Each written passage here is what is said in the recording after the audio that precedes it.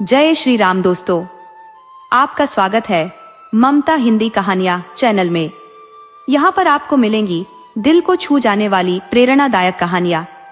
अगर आपको हमारी कहानियां पसंद आए तो वीडियो को लाइक करें, चैनल को सब्सक्राइब करें और अपने सुझाव कमेंट में जरूर दें। आपके सहयोग से आपका अपना चैनल ज्यादा से ज्यादा लोगों तक पहुंच पाए। धन्यवाद।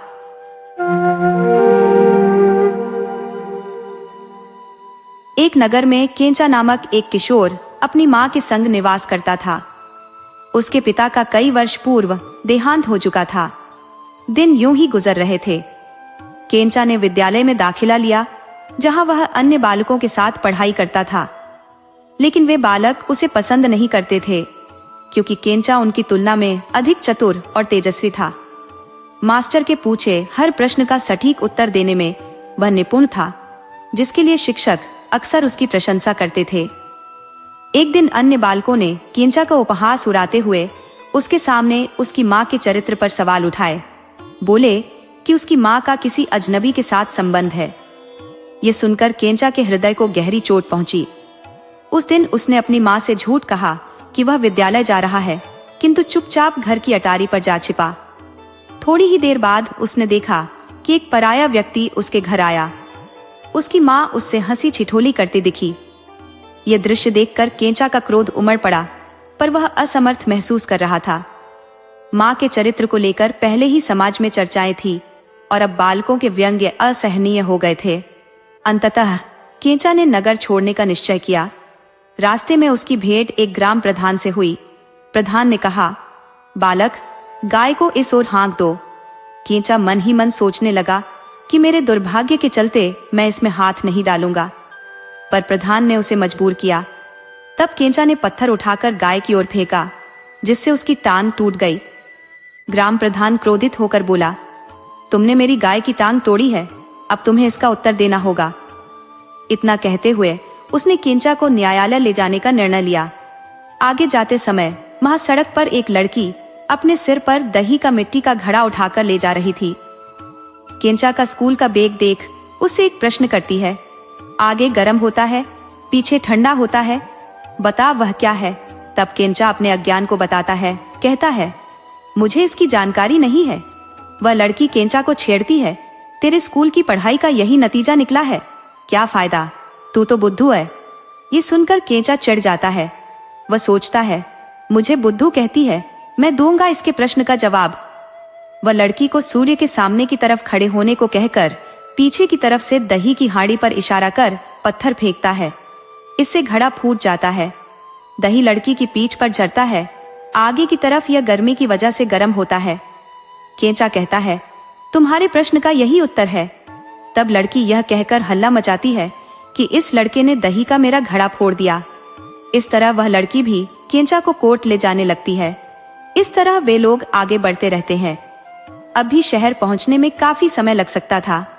तब संध्या का समय होता है। तीनों लोग रास्ते पर एक गांव में ठहर जाते हैं। उस गांव में एक बुढ़िया रहती थी। ये लोग वहीं पर खाना नाश्ता पानी कर लेते हैं। तब वह बुढ़िया एक प्रश्न आगे रखती है, बेटा, आंजनेय ने लंका नगर किस तरह जलाया? जवाब में रामायण की कहानी कहकर लंका दहन की रीति का वर्णन करता है। मगर बुढ़िया इस जवाब से खुश नहीं होती। वह कहती है, बेटा, मुझे भी यह कहानी मालूम है, इसलिए इस जवाब से कोई फायदा नहीं। तू यह दिखा कि उसने किस तरह लंका को जलाया। तब केंचा ने कहा, दादी, मैं तुम्हें दिखाकर बताऊंगा कि किस तरह हनुमान ने लंका को जलाया। एक काम करो, यहाँ कहीं से एक बंदर को पकड़कर ले आओ, साथ ही 3 गज कपड़ा भी लाना। बुढ़िया केंचा की बात मानकर ये सारी चीजें ला देती है। केंचा बंदर को पकड़कर उसकी पूंछ में 3 गज कपड़ा गोल गोल बांधकर उस पर दियासलाई की डिबिया से सलाई निकालकर आग पैदा कर उसे जला देता है। बंदर आग से घबराकर मकान के चारों तरफ भागता है। तब बुढ़िया चिल्लाकर बंदर के पीछे पीछे भागती है। ये चारों लोग घर में इस तरह भागते हैं। तब तक सुबह हो जाती है। चारों लोग तब नाश्ते के लिए चल पड़ते हैं। नाश्ता कर वे लोग पान भी खाते हैं। केंचा भी पान लेकर खाता है। उन चारों लोगों की जीभ इससे लाल रंग की हो जाती है। केंचा की जीभ लाल रंग नहीं पकड़ती। तब पान खिलाने वाली कहती है कि जिन लोगों की जीभ लाल हो चुकी है उनके चेहरे पर थूको तो तुम्हारी जीभ भी लाल रंग की हो जाएगी। तब केंचा देखता है कि पान बनाने वाली का लाल रंग है तो वह उसी के चेहरे पर ही थूकता है। तब वह भी केंचा पर क्रोधित होती है। शोर मचाकर वह भी इसे लेकर कोर्ट के लिए निकलती है। इन तरह चारों लोग और केंचा कोर्ट के रास्ते चल निकलते हैं। आते समय ही केंचा जज को अपनी 5 उंगलियों से इशारा करता है। छोटे शहरों में सामान्य रूप से एकमात्र जज होते हैं, उनके पास ज्यादा काम भी नहीं रहता। इन 5 लोगों को आते हुए अपनी खिड़की से ही देखकर 5 उंगलियों के इशारे को उसके साथ जोड़कर हिसाब लगता है कि उसे जैसे 500 रुपए मिलने वाले हैं। फिर कोर्ट शुरू होता है। उसमें से हर एक अपनी अपनी शिकायत पेश करता है। ये जानकर भी कि खुद गलत फैसला सुना रहा हूँ, वह केंचा को ही निर्दोष ठहराता है। सभी निकल जाते हैं। वहां पर अंत में केंचा ही अकेला रह जाता है। जज फिर केंचा से पैसा मांगता है। केंचा कहता है उंगलियों के इशारे से, मतलब उन 5 लोगों के आने की बात कर रहा था। अब जज को भी गुस्सा आ जाता है, मगर उसे भी कुछ दूसरा रास्ता नहीं सूझता। गुस्से में केंचा को वहां से निकल जाने को कहता है। केंचा तुरंत वह शहर छोड़कर मैसूर की तरफ बढ़ जाता है। मैसूर आकर राजमहल में नौकरी करने लगता है। नौकरी में केंचा को वे लोग घुड़साल भेजते हैं। वहां पर वह घोड़ों को घास खिलाना, कुल्थी पकाकर खिलाने, घोड़ों की मालिश करना आदि काम करता रहता है। दिन बीतते हैं। एक दिन रानी घुड़साल आती है। रानी वहां के कार्यवाहकों के साथ बहुत हल्की हल्की बातें करती रहती है। केंचा जब इसे देखता है तो उसे यह सोचकर क्षोभ होता है कि रानी हो या मामूली इंसान, झोपड़ी हो या महल, हर कोई चरित्रहीन होता है। इसी तरह दिन बीतते समय एक दिन राजा प्रजा को उद्देशित कर नित्य उपदेश देता है। प्रजा के चरित्र के लिए आवश्यक सत्य चरित्र, सत्य व्यवहार आदि पर भाषण देता है। केंचा भी यह सब सुनता है। बीच में खड़े होकर वह कहता है, राजा, आप प्रजा को इतना सारा उपदेश दे रहे हैं, मैं भी सुन रहा हूँ, मगर आपकी पत्नी घुड़साल में आकर छोटों के साथ इतना हल्का व्यवहार करती है, उसके लिए आप क्या कहेंगे? ये ठीक है क्या? वह इतना बोलकर बैठ जाता है। प्रजा बोलती नहीं, सभी बिल्कुल चुप हो जाते हैं, मगर राजा का पारा खूब चढ़ जाता है। वह अपने सिपाहियों को केंचा को पानी में डुबो देने का आदेश देता है। तब सिपाही केंचा को उठाकर एक बोरी में भर लेते हैं। पानी में डुबोने के लिए उसे उठाकर ले जाते हैं। मार्ग में उन सिपाहियों को एक शराबखाना दिखाई देता है। शराब के लोभ में वे सिपाही मुंहबंद उस बोरी को रास्ते में छोड़कर शराब पीने निकल जाते हैं। उसके थोड़ी देर बाद उधर से एक लड़का गुजरता है। वह चुपचाप नहीं आता, गाना गाता हुआ आता है। वह आवाज सुनकर केंचा एक ड्रामा शुरू करता है। राजा की बेटी से मैं शादी नहीं करता, मैं राजा की बेटी से शादी नहीं करता, कहना शुरू कर देता है। यह सुनकर वह लड़का पहले यह सोचता है, ये बोरी के अंदर से कैसी आवाज आ रही है। फिर वह पूछता है, तुम कौन हो, कहाँ हो और क्या कह रहे हो कि तुम राजा की बेटी से शादी नहीं करना चाहते? ठीक है, तुम राजकुमारी से शादी नहीं करना चाहते हो तो मैं उससे शादी करूंगा, कहकर वह बोरी का मुंह खोलता है। तब केंचा बोरी से बाहर निकलता है और सिपाहियों से बच निकलने के लिए वह उस लड़के को ही बोरी में बंद कर खुद भाग निकलता है। थोड़ी देर में सिपाही खूब शराब पीकर धुत्त होकर लौटते हैं। उस नशे में बोरी को उठाकर कुएं के पास जाते हैं। अभी उसे फेंकने वाले होते हैं। तभी वह लड़का बोरी के अंदर से, देखो रे, मैं वह नहीं, वह यहाँ नहीं, कहकर चिल्लाता है। शराब के नशे में सिपाही उसकी बात का मतलब नहीं समझ पाते। वह उस लड़के वाली बोरी को ही कुएं में फेंककर मैसूर के राजमहल लौटते हैं। इन सैनिकों के पहुंचने से पहले केंचा वहां पहुंच जाता है। तब राजा उन सैनिकों को दंडित कर दूसरे सैनिकों को आदेश देता है। राजा सैनिकों को केंचा का सिर फोड़ने का आदेश देता है। तब दूसरे सैनिक केंचा को पकड़कर उसका सिर फोड़ने के लिए काफी दूर ले जाते हैं। वहां वे एक इंसान के समाने लायक गड्ढा खोदते हैं। उसमें केंचा को उतारकर उसके कंधों तक मिट्टी भरते हैं। वे सिपाही लोग भी यह सोचकर कि शराब पीने के बाद केंचा का सिर फोड़ेंगे, शराब पीने निकलते हैं। उस जगह पर थोड़ी देर बाद एक कोबड़ा बूढ़ा आता है। गले तक मिट्टी में धंस से केंचा को देखकर वह बूढ़ा, इस तरह तुम मिट्टी में धंसकर क्यों बैठे हो? तब केंचा जवाब देता है कि मैं यहाँ गड्ढा खुदवाकर मिट्टी में धंसकर बैठा हूँ, क्योंकि मेरी भी कमर तुम्हारी तरह झुकी हुई थी। अब इस उपचार के बाद मेरा कुबड़ हवा हो जाएगा। बूढ़ा केंचा की बातों पर विश्वास कर कहता है, मुझे भी अपनी तरह मिट्टी में गाड़ दो, मुझे भी अपना कुबड़ दूर करना है। केंचा कहता है, मुझे बाहर निकाल दो तो मैं यही उपचार तुम्हारा भी करूंगा। खुद मिट्टी से बाहर निकलकर केंचा अब उस बूढ़ी को अपनी जगह गाड़ देता है। केंचा उसको उस हालत में छोड़कर निकल जाता है। उसके थोड़ी देर बाद सिपाही शराब पीकर लौटते हैं। देखे बिना बूढ़े के सिर पर हथौड़ा मारते हैं। इस बार केंचा राजमहल न जाकर एक हाट की तरफ बढ़ता है। वहां पर एक बुढ़िया पेड़े, मंगोड़ी, भजिया आदि वस्तुएं बेच रही है। केंचा वहां पर जाता है। केंचा से बुढ़िया पूछती है कि तुम्हारा नाम क्या है। केंचा जवाब में कहता है, दे सकता हूँ। इतना कहकर उसकी दुकान की सभी वस्तुएं उठाकर खाता है। उसे पैसा नहीं देता, चला जाता है। बुढ़िया धोखेबाज कहकर चिल्लाने लगती है। फिर कहती है, दे सकता हूँ कहने वाला चला गया। बुढ़िया अपनी पोती से कहती है, वह दे सकता हूँ वाला चला गया। पोती किसी तरह दादी को शांत करने की कोशिश कर थक जाती है। इस तरह केंचा बचा सारा नाश्ता उठाकर एक तालाब के पास पहुंचता है। वहां पर कुछ धोबी अपने साथ एक बच्चे को बिठाकर कपड़े धो रहे हैं। वे कपड़े और किसी के नहीं, राजमहल के थे। धोबियों का बच्चा नाश्ते को देखकर हट करने लगता है कि वह नाश्ता उसे चाहिए। तब केंचा बच्चे को नाश्ता नहीं देता, मगर धोबियों से झूठ बोलता है। कहता है, पीछे की तरफ थोड़ी दूर जाने पर वहां नाश्ते की बारिश हो रही है, मैं यह नाश्ता वहीं से ले आया हूँ। वे धोबी राजा के कपड़े साफ कर रहे थे। उन्हें दूर भेजकर वह राजा के कपड़े पहनकर निकलता है। केंचा इस वेशभूषा के साथ आगे बढ़ रहा था। तभी वहां पर एक कुलकर्णी लोगों से कर वसूल कर उसे खजाने में जमा कराने के उद्देश्य से जा रहा था। केंचा को राजसी वेशभूषा में देखकर वह केंचा को ही राजा समझकर भ्रमित हो प्रणाम करता है। झुककर बात करता है। कुलकर्णी को प्यास लगती है, पानी पीने का मन करता है।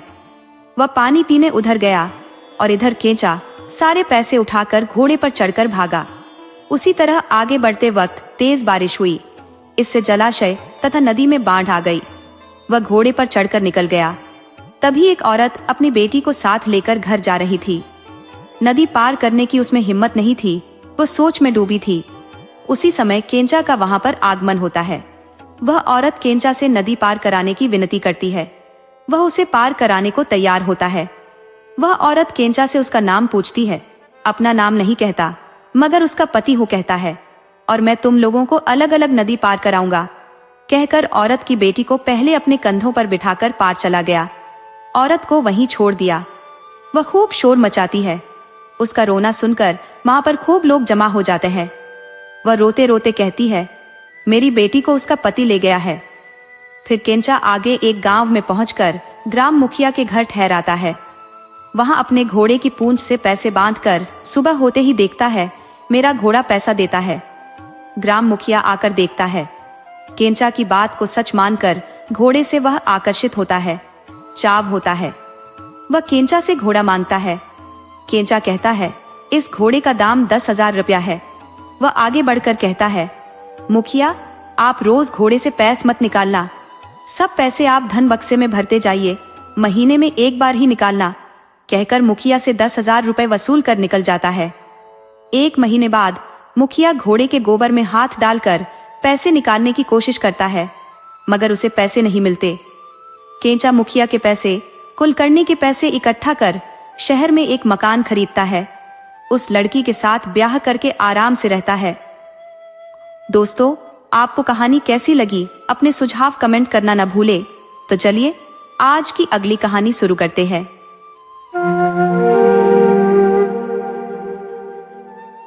एक नगर में एक पिता और पुत्र का निवास था।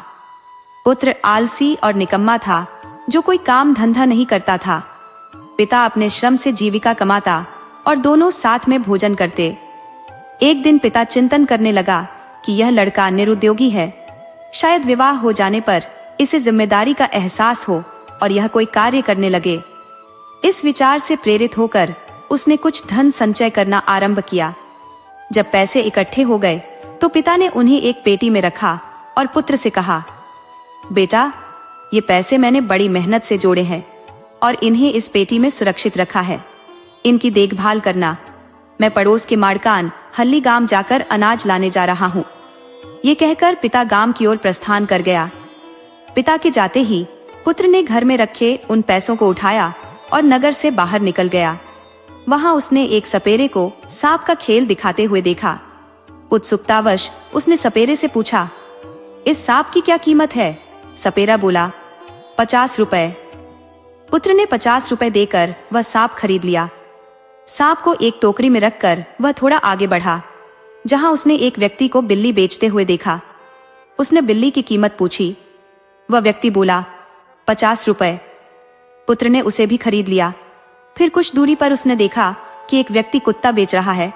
उसने 50 रुपए देकर कुत्ता भी खरीद लिया। अब उसके पास 3 जानवर थे। चलते चलते उसे एक चूहे पकड़ने वाला व्यक्ति मिला। उसने उसे भी 50 रुपए देकर खरीद लिया। अब उसके पास 4 जीव हो गए। वह इन सबको घर ले आया और उनकी देखभाल करने लगा। उधर माड़कान हल्ली गांव से पिता अनाज की बोरी लेकर घर की ओर लौट रहा था। रास्ते में वह विचार करता जा रहा था कि जल्दी से बेटे का विवाह कर दूंगा, ताकि सब मिलकर हंसी खुशी जीवन व्यतीत करें। जब वह घर पहुंचा तो देखा कि घर में 4 जीव मौजूद हैं। चौंकते हुए उसने पुत्र से पूछा, बेटा, ये सब जानवर हमारे घर में कैसे आ गए? बेटा कह देता है कि मेरी शादी के लिए घर में तुमने जो पैसे जमा करके रखे थे, मैंने उन पैसों से ही ये जानवर खरीदे हैं। सुनकर उसके बाप की छाती फटने लगती है। वह कहता है, हाय, तुम्हारी शादी करने के लिए बहुत मेहनत कर पैसे इकट्ठा किए थे, तुमने सब बर्बाद कर दिए। अब क्या किया जा सकता था? बेटे को डांटकर चुप हो जाता है। फिर उन 4 जानवरों को दोनों लोग पालते रहते हैं। बाप दूसरे गांव से कर्ज पर अनाज उठा लाया था, अब वह भी खत्म होने को आया। कुत्ते को रागी मड़ुआ का मांड नहीं मिल रहा था, सांप को दूध नहीं। वही हालत बिल्ली की, चूही की भी। तो उसने क्या किया? कुत्ता और बिल्ली को शहर की सीमा के बाहर छोड़ आया। अब सांप के लिए बाम्बी ढूंढने जाता है। चूहे को नदी में छोड़ आया। फिर थोड़ी दूर पर बाम्बी दिखाई पड़ी। अब यह सांप को उसमें छोड़ने आगे बढ़ा। तभी सांप ने कहा, मालिक, तुमने आज तक मेरी देखभाल की है, तुम्हारे उपकार को मैं भला कैसे भूल सकता हूँ? ऐसा करो कि तुम यहाँ थोड़ी देर यहाँ रुके रहो। इस बाम्बी में मेरे पिता नागराज रहते हैं, मैं उनसे मिलकर तुम्हें कुछ दिखाना चाहता हूँ। इतना कहकर वह सांप अंदर गया। अंदर जाकर छोटे सांप ने अपने पिता से सारी आप बीती बात बताई। उसने अपने पिता से कहा और यह विनती की कि तुम्हारे सिर पर जो अनमोल रत्न है उसे इसे दे दो, तब उसके उपकार का यह सही उपहार होगा। नागराज ने अपने बेटे की सलाह मानकर उसके हाथ अपनी मुकुट मणि दे दी। छोटा सांप उसे लेकर बाहर आया। अपने यजमान को उसने नागमणि देकर कहा, इसे ले जाओ, जब जो भी तुम्हारा खाना खाने का मन करेगा इससे कहो, तुरंत यह तुम्हें वह सब खिला देगी। तब नागमणि को लेकर अपने घर गया। उसे मणि के सामर्थ्य की परीक्षा करने का मन हुआ। उसने मणि से कहा, मुझे खाने को खिचड़ी चाहिए। तुरंत खिचड़ी लड़के के सामने थी। बाप बेटे दोनों ने उसे खाया। रोज इसी तरह उसके सामने मान पेश करता। उस चीज को पाकर बाप बेटा दोनों खा लेते। ये क्रम काफी दिनों तक चलता रहा। फिर एक दिन बाप ने कहा, बेटा, हमारी यह झोपड़ी बहुत छोटी पड़ रही है, तुम ऐसा करो, कुछ नारियल के पत्ते तोड़ लाओ, 1-2 बांस की डंडी भी ले आओ, मैं खुद इन चीजों के लिए चादर फैला दूंगा। बेटे ने जवाब दिया, बाबा, मैं तो घर में रहता ही नहीं, फिर तुम्हें बड़ा मकान क्यों चाहिए? मैं सामान तो ला दूंगा, मगर मैं उसके आगे कोई काम नहीं करूंगा। ये कहकर वह घर के बाहर निकलकर किसी दूसरे गांव बसने का मन बनाकर चल पड़ा। वहां पर एक गांव था। उस गांव के एक किनारे पर बूढ़ी कुब्जा का एक बगीचा था। उसने वहां फुलवारी बना रखी थी। उन फूलों को छुड़ाकर उस शहर के राजा को रोज पहुंचाती थी। उस युवक को रास्ते में वह बगीचा दिख गया। फिर वह वहां पर आया। उसके मकान के आगे आकर आवाज देता है। पूछता है कि अंदर कौन रहता है। वहां अंदर वही बुढ़िया थी।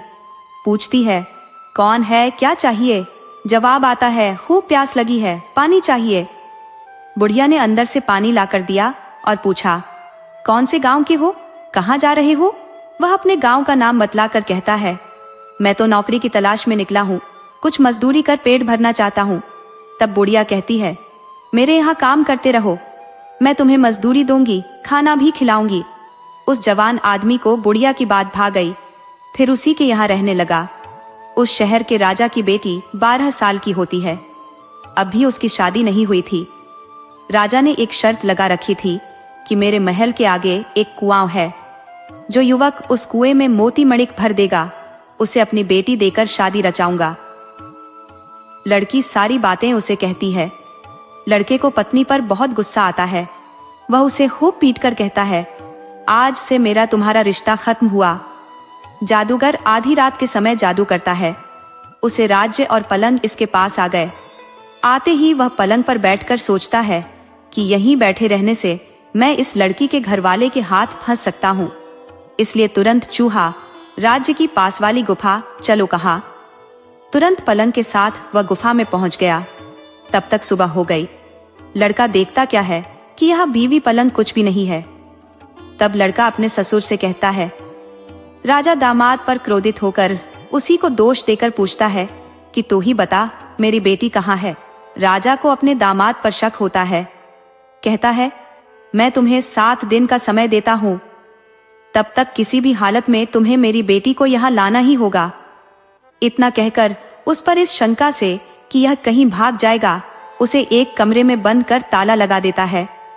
खाना पानी कुछ भी नहीं देता। इस तरह लड़का मुसीबत में फंस जाता है। इस मुसीबत के समय उसे अपने उस कुत्ते की याद आती है। तब कुत्ता बिल्ली के पास जाकर कहता है कि बिल्ली बहन सुनो, वह लड़का जिसने हमें पिष्ट दूध देकर पाला था, अब मुसीबत में फंसा है। चलो अभी हम उसके पास चलते हैं और उसे मुसीबत से बाहर निकालेंगे। तब इन जीवों ने उसकी मदद करने का उपाय सोचा और सीधे उसी जगह पर आए जहां राजा ने उसे नजरबंद कर रखा था। उस कमरे की छत पर वे जीव चढ़े और गवाक्ष से झांक कर उसे देखा। उसे बात की कहा, हम तुम्हारी मदद करने आए हैं, चिंता मत करो, हम तुम्हें इस मुसीबत से बाहर निकालेंगे। कहो हमें अब क्या करना होगा। तब उसने उन बंधुओं से कहा, तुम लोग उस जादूगर को पकड़ो और उसके पास जो नागमणि है उसे छुड़ा लाओ। तब बिल्ली, कुत्ता और चूहा शहर में आते हैं। शहर की सीमा के दोनों तरफ वे बैठ गए। तभी दूसरे कई चूहे शहर में आए। इन तीनों जीवों को देखकर उन्हें डर लगा। सोचा कि ये हमें खा जाएंगे, इसीलिए वे चूहे के सामने वाले मकान में घुसकर बैठ गए। कुछ दिन बीते। चूहों को भी खूब भूख लगी। तब कुछ छूंदरों ने आपस में बातचीत कर कि हम इन लोगों से पूछेंगे कि ये इतने दिनों से यहाँ इस तरह क्यों बैठे हैं। वह इन जीवों के पास आई, पूछा, बताओ भाई लोग, तुम यहाँ क्यों आए हो, हमसे क्या चाहते हो। तब इन तीनों ने जवाब दिया, कहा, कुछ नहीं, यहाँ पर पहाड़ के ऊपर एक गुफा है, वहां पर एक जादूगर है, उसके पास माणिक रत्न है, उसे लाकर हमें देना होगा। हमारी बात मानो तो ठीक, नहीं तो हम तुम्हारे पूरे शहर को बर्बाद कर डालेंगे। इन बड़े बड़े चूहों ने इनकी बात मानने का आश्वासन दिया। तब सभी चूहे गुफा के पास आए। ढूंढते हैं, मानी रत्न कहीं नहीं मिलता। उन चूहों में से एक छोटी पूंछ वाला चूहा था। जादूगर के चेहरे के पास जाकर उसने झांक कर देखा। तब उसे जादूगर की नाक में माणिक रत्न दिख गया। उस छोटी पूंछ वाले चूहे ने उसकी नाक पर छलांग मारी। उसे जादूगर को जोर की छींक आई। उसके छींकते ही नागमणि नाक से नीचे गिर गई। चूहे उस नागमणि को उठाकर पहाड़ से नीचे आते हैं और बिल्ली को उसे सौंप देते हैं। तब ये जीव चूहों को यह कहकर कि हम तुम्हारा उपकार कभी नहीं भूलेंगे, नागमणि को लेकर राजा के शहर में आते हैं। आते समय रास्ते में जोर की बारिश हो जाती है। थोड़ा आगे बढ़ते हैं, वहां पर एक नदी मिलती है। नदी को बिल्ली पार नहीं कर पाती। नदी के उस पार से जाने में बहुत समय लगता। तब तक राजा का दिया समय निकल जाता और लड़के को राजा मार देता। तब क्या करते? कुत्ते ने कहा, फिर वह नागमणि मेरे हाथ दे दो, नहीं तो मैं नहीं आऊंगा। ऐसा क्यों? दूसरे जीवों ने पूछा। कुत्ता कहता है कि तुम लोग ही वहां पहुंच पाओगे तो लड़का समझेगा कि तुम ही लोगों ने उसकी मदद की है, इसलिए मुझे वह नागमणि सौंप दो। कहा, तुम लोगों को मैं ही तो पार कराता हूँ, तुम इसे कहाँ रख पाओगे? तुम मुंह में रखोगे तो नदी में गिर जाएगी। मैं उसे अपने कान में रखूंगा, इससे लड़के का भला होगा। कुत्ते ने हट नहीं छोड़ा। उसने कहा, तुम नागमणि मुझे सौंप दो तो ही मैं उस पार आऊंगा। इस तरह कुत्ते को नागमणि दी गई। अब कुत्ता बिल्ली को पीठ पर बिठाकर नदी में उतरा। चूहा पहले से ही नदी में घुस गया। तीनों ने इस तरह नदी पार कर ली। कुत्ता नागमणि को मुंह में रखकर आया था। पार करते समय नागमणि फिसलकर नदी में गिर गई थी। तीनों को चिंता हुई कि अब क्या किया जाए। बिल्ली ने कुत्ते से कहा, तुम हमारी बात मानते तो यह नौबत नहीं आती। राजा का दिया वादा आज खत्म हो रहा है, क्या किया जाए? चूहे ने बिल्ली की बात सुनकर कहा, देखो, उसने अन्न देकर हम लोगों को पाला है, अब राजा उसे सूली पर चढ़ा देगा। हमें इस समय उसके उपकार का ऋण चुकाना चाहिए। इस तरह कहकर चूहा फिर से नदी में कूद पड़ा। तलाश कर नागमणि ले आया। कहा, इसे जल्दी ले जाकर उस लड़के की जान बचा दो। तब बिल्ली और कुत्ता नागमणि को लेकर शहर आते हैं। तब तक उसको सूली पर चढ़ाने की तैयारी हो रही होती है। ये दोनों दौड़कर आते हैं और उस लड़के के हाथ मणिक के रत्न को लाकर देते हैं। नागमणि के मिलते ही लड़के ने उसे अपनी हथेली पर रखकर कहा, मेरी पत्नी घरवाली अब जहां भी हो तुरंत मेरे पास आ जाए। तब पलन के साथ सुबह सुबह राजकुमारी राजा के यहाँ आ पहुंचती है। राजा बेटी को देख बहुत खुश होता है। कहता है, मुझे माफ कर दो, मैंने तुम्हारी वजह से अपने जमाई को बहुत कष्ट दिया।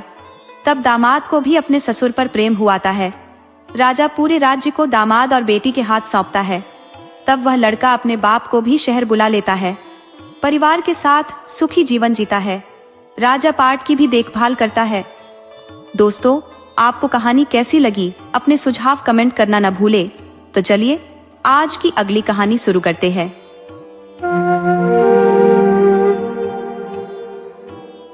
एक नगर था जहां का राजा अत्यंत धर्मनिष्ठ और दयालु था। वह निर्धनों और पीड़ितों की सहायता के लिए सदैव तत्पर रहता था। किंतु उसके जीवन में एक विषाद सदा व्याप्त था। उसकी कोई संतान नहीं थी। उसने सभी देवी देवताओं की आराधना की, कठिन व्रतों का पालन किया, यहाँ तक कि दूसरी विवाह भी किया, किंतु भाग्य ने फिर भी उसकी गोद सूनी ही रखी। अंततः अपने दुख से व्याकुल होकर उसने अपने प्रिय मंत्री से परामर्श लिया। मंत्री ने गंभीरता से कहा, महाराज, मानव धर्म में जो कुछ भी संभव था वह आप कर चुके हैं। अब केवल ईश्वर की कृपा ही इस दोहक को हर सकती है।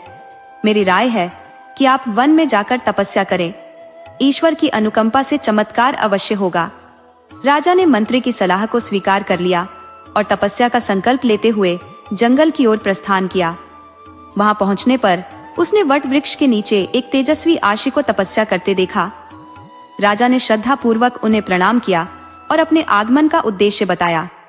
आशी ने उसकी वेदना को समझा और पास ही स्थित एक फल वाले वृक्ष की ओर संकेत करते हुए कहा, उस वृक्ष से 2 फल तोड़कर लाओ और उन्हें अपनी दोनों रानियों को दे दो। किंतु ध्यान रखना, एक वचन मुझे देना होगा। जो पुत्र तुम्हें इन फलों से प्राप्त होंगे उनमें से ज्येष्ठ पुत्र को मुझे समर्पित करना होगा। राजा ने ऋषि को वचन दिया और उत्सुकता पूर्वक उस वृक्ष पर चढ़ गया। वृक्ष पर फलों की भरमार देखकर उसका मन लोभ से भर गया। उसने सोचा, यदि मैं अधिक फल तोड़ लूं तो अधिक पुत्र प्राप्त होंगे। उनमें से एक को अर्षि को सौंपने में कोई कठिनाई नहीं होगी। इस विचार के साथ उसने अत्यधिक फल तोड़ने का निर्णय लिया, यह भूलकर कि लोभ का परिणाम प्रायः दुर्भाग्य ही होता है। इस तरह राजा ने कई फल तोड़ लिए। फल तोड़कर जैसे ही राजा नीचे उतरता, हर बार उसके पास 2 ही फल बचते। बाकी कहां लुप्त हो जाते उसे पता भी नहीं चलता। अंत में वह बचे 2 फल ही लेकर नीचे उतरा। अपने राज्य लौटकर उसने दोनों पत्नियों में वे फल बांट दिए। कालांतर में राजा की दोनों रानियों ने 2 संतानों को जन्म दिया। एक अनहोनी बात यह थी कि राजा की बड़ी पत्नी ने इंसान की जगह एक शंख को जन्म दिया और दूसरी रानी ने एक सुंदर पुत्र को जन्म दिया था। राजा को वैसे भी बड़ी रानी से बढ़कर छोटी रानी से ज्यादा प्रेम था। वह दूसरी रानी की संतान को ज्यादा दुलारता है। बड़ी रानी की उपेक्षा कर उससे बात करना भी छोड़ देता है। वचन के अनुसार ऋषि अपना दाय मांगने आता है। बड़ी रानी ने शंख को जन्म दिया था, मगर उसी शंख के प्रति उसकी ममता थी। इसीलिए ऋषि जब अपना हक पेश करता है, रानी उसके आगे बहाना बनाकर विनती करती है, बाबा, ये बेटा आखिर शंख है। वचन के हिसाब से इस पर आपका ही हक बनता है, मगर मेरी एक विनती है, वह यह कि इसको थोड़ा बड़ा होने दीजिए, उसके बाद आप ले जाइए। ऋषि उसकी बात मानकर लौट जाते हैं। इधर दिन दूना रात चौगुना शंख बड़ा होता पलता रहता है। इस बीच एक अनहोनी घटना घटती है। अनहोनी यानी रोज रात के समय रानी एक बर्तन में दूध जमा करके रखती है, मगर सुबह होने पर दूध का बर्तन खाली हो जाता। एक दिन रानी कौतूहलवश जागती रहती है। रात को 12 बजे के बाद वह एक विचित्र घटना देखती है। शंख जो उसका बेटा था, उसमें से एक सुंदर राजकुमार निकलता है। वहां रखा सारा दूध पीकर वह फिर से शंख में जाकर समा जाता है। यह क्रम कई दिनों तक चलता रहता है। एक दिन रानी भावुक होकर उसे उठाकर खूब प्यार करती है। एक दिन की बात है, राजकुमार शंख से बाहर निकलकर जैसे ही दूध पीकर लौटने लगता है, देखता क्या है कि माँ ने शंख को वहां से हटा दिया है। विवश होकर वह माँ से कहता है, माँ, आपने शंख को क्यों हटा दिया? मुझे अभी उसी में रहकर बढ़ना था, मगर उस हालत में कुछ नहीं किया जा सकता था। वह आगे माँ के पास रहकर ही बढ़ता रहता है। वह ऋषि अब फिर से राजा के पास आ जाता है। राजा को उसका वचन याद दिलाता है। इस बीच राजमहल में जो बात घटी थी, शंख राजकुमार के रूप में परिवर्तित हुआ था, इस बात की राजा को कोई जानकारी नहीं थी। ऋषि राजकुमार को लेकर निकल जाता है। जब रानी रोने लगती है, राजकुमार खुद आगे बढ़कर अपनी माँ को समझाकर शांत कराता है। ऋषि लौटती बार जंगल, मैदान, पहाड़ आदि मार्ग से चलकर अंत में एक बड़ी गुफा के पास पहुंचता है। वह राजकुमार को उस गुफा के अंदर ले जाता है। वहां अंदर एक देवी माँ की मूर्ति रहती है। ऋषि रोज उस मूर्ति की पूजा करता रहता है। एक दिन वह राजकुमार को बुलाकर कहता है, मैं जाकर नदी में नहा करके लौटता हूँ। मेरे लौटने तक तुम यहाँ पर झाड़ू लगाकर कपड़े से पोंछकर जगह को साफ सुथरा कर रखो। इतना कहकर वह नदी की तरफ निकल जाता है। राजकुमार को यह पहली बार अकेले रहने का अवसर मिला था।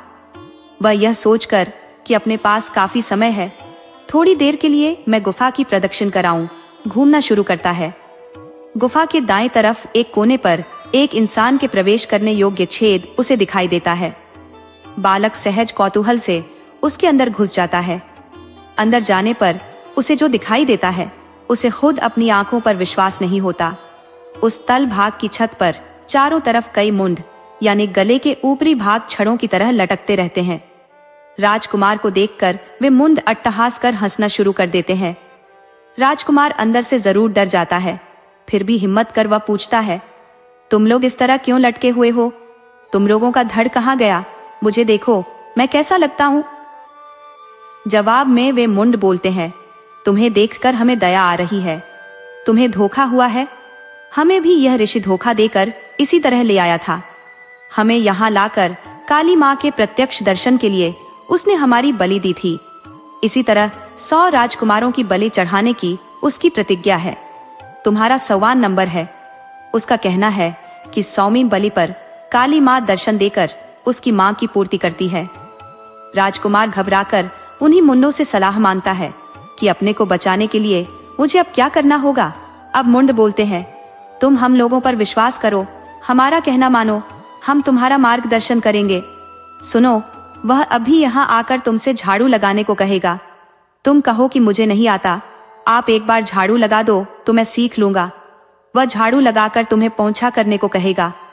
तुम पहले की तरह कहो कि मैं पोंछा करना नहीं जानता, आप एक बार करके दिखा देना, फिर मैं सीख लूंगा। वह पोंछा करता रहेगा। तब तुम काली माँ के हाथ से तलवार छीनकर ऋषि का गला काट देना। काली माँ तब तुमको ही दर्शन देंगी। राजकुमार मुंडों से कहता है कि मैं बिल्कुल वैसा ही करूंगा। ऋषि नदी में नहाकर लौटते समय पूजा के लिए फूल लेकर आता है। राजकुमार उसके आने तक दीवार के सहारे खड़ा रहता है। इस पर ऋषि को गुस्सा आता है। वह लड़के से झाड़ू लगाने को कहता है। राजकुमार कहता है, मैं झाड़ू लगाना नहीं जानता, आप एक बार करके दिखा दो, फिर मैं झाड़ू लगाऊंगा। विवश होकर मुनि झाड़ू लगाता है। फिर लड़के से कहता है, देखो मैंने झाड़ू लगा दी, अब तुम्हें पानी से पोंछा करना है। लड़का कहता है, मैं पोंछा करना नहीं जानता, आप करके दिखा दो, फिर मैं पोंछा करना सीख लूंगा।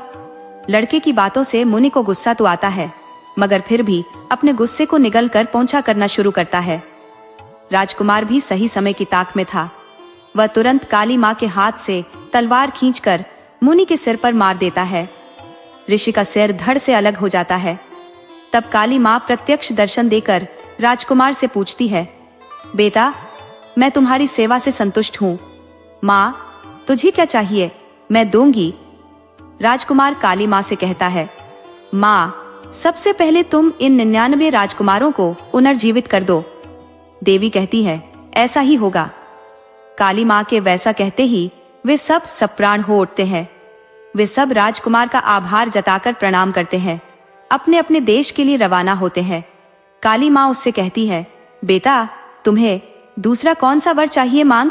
उस पर राजकुमार विनम्र होकर काली माँ से कहता है, माँ मुझे ऐसा वर दो कि मैं जब भी तुम्हें देखना चाहूं आप मेरे आगे प्रत्यक्ष होकर दर्शन दोगी। काली माँ कहती है, ठीक है, ऐसा ही होगा। काली माँ अब अदृश्य होती है। राजकुमार अब ऋषि की त्वचा को उधेड़कर उसे स्वयं पहनता है, फिर गुफा के आगे एक भिखमंगे की तरह बैठ जाता है। उसके ऊपर ओढ़े इस अजिन की गंध से आकर्षित होकर उस पर मक्खी घुमड़ती है।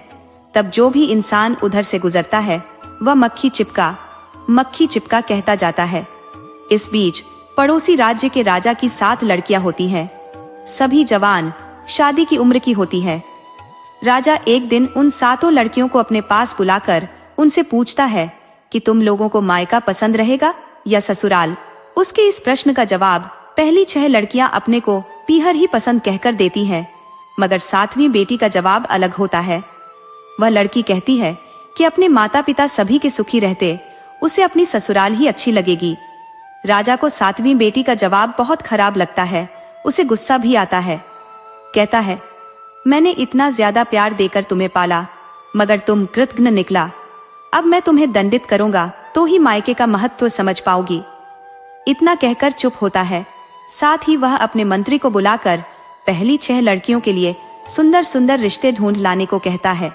7वीं लड़की के बारे में कहता है कि तुम उसके लिए एक ऐसे दूल्हे को तलाशना जो एक एक पैसे को मोहताज हो, और यह भी कि राजमहल की सेविकाएं खुद वैसे दूल्हे को तलाशे, मंत्री नहीं। सेविकाएं ऐसे इंसान को तलाशने निकलती है। बहुत तलाशने के बाद अंत में उन्हें यही मक्खी घुमड़ा इंसान दिखाई देता है। वह एक पेड़ के नीचे बैठकर सूखा बासी जो भी मिलता था उसे खाता बैठा रहता है। राजा की इच्छा के मुताबिक इसी इंसान को छोटी लड़की के अनुकूल ठहराकर दासियां उसी को पकड़कर राजा के पास लाकर खड़ा कर देती है। राजा भी उसी को अपनी बेटी के अनुकूल मानकर उसके साथ अपनी छोटी बेटी की शादी रचा देता है। पहली 6 लड़कियों की शादी धूमधाम से होती है और वे सब राजमहल में ही ऐशो आराम करती रहती हैं। ये मक्खी घुमड़ा मात्र अपनी पत्नी को लेकर शहर से बाहर थोड़ी दूर एक झोपड़ी बनाकर रहने लगता है।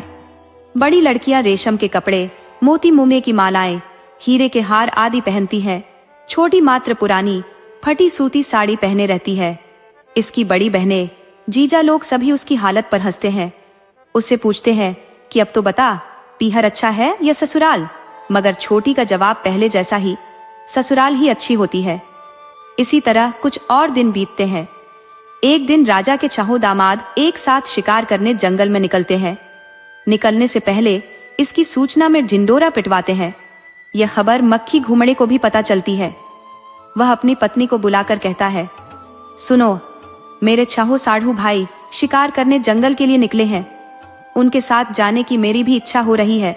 अपने पिता के पास जाकर इसके लिए जरूरी सब चीजें मांग लाओ। पति की बात वह टाल नहीं पाती, इसलिए पिता के घर जाकर वह एक खंभे के सहारे खड़ी हो जाती है। उसका बाप उससे पूछता है, कैसे आई बता? वह अपने आने का उद्देश्य बताती है। राजा मंत्री को बुलाकर एक लंगड़ा घोड़ा, एक जंग लगी तलवार देकर भेजने को कहता है। उसे देख उसकी बड़ी बहनें और जीजा लोग मजाक करते हैं। छोटी को इससे बहुत दुख पहुंचता है। फिर भी वह उनके समाने ही वह लंगड़ा घोड़ा और जंग लगी तलवार लेकर अपनी झोपड़ी में लौट आती है। अगले दिन वे 6 दामाद अपने परिवार को साथ लेकर जंगल के लिए निकलते हैं।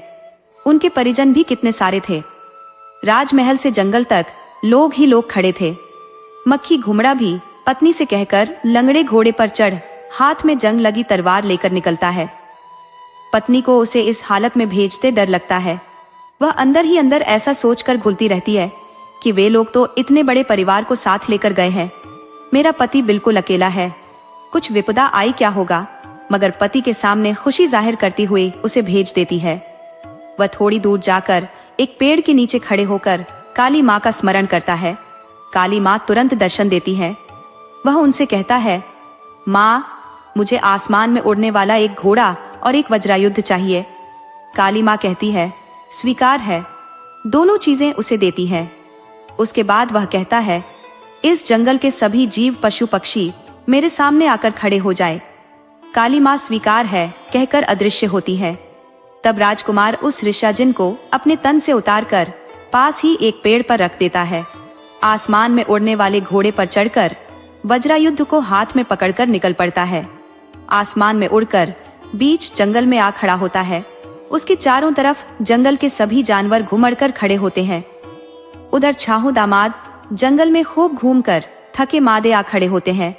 उनके हाथ एक मामूली सा मच्छर भी नहीं लगा था। तब उन्हें उस सीमा तक अपमान लगता है कि अपना झुका माथा वे सीधा नहीं कर पाते। अपने परिवार को एक तरफ भेजकर वे दूसरी तरफ से घूम कर आते हैं। यहाँ आकर इस दृश्य को देखते हैं। उन्हें आश्चर्य होता है। उसे देखकर वे भ्रमित होते हैं। उसे उस जंगल का राजा समझकर प्रणाम करते हैं। तब वह उनसे पूछता है कि आप लोग कैसे आए? वे जवाब देते हैं कि हम लोग शिकार खेलने के उद्देश्य से आए थे, मगर उसका यह नतीजा निकला।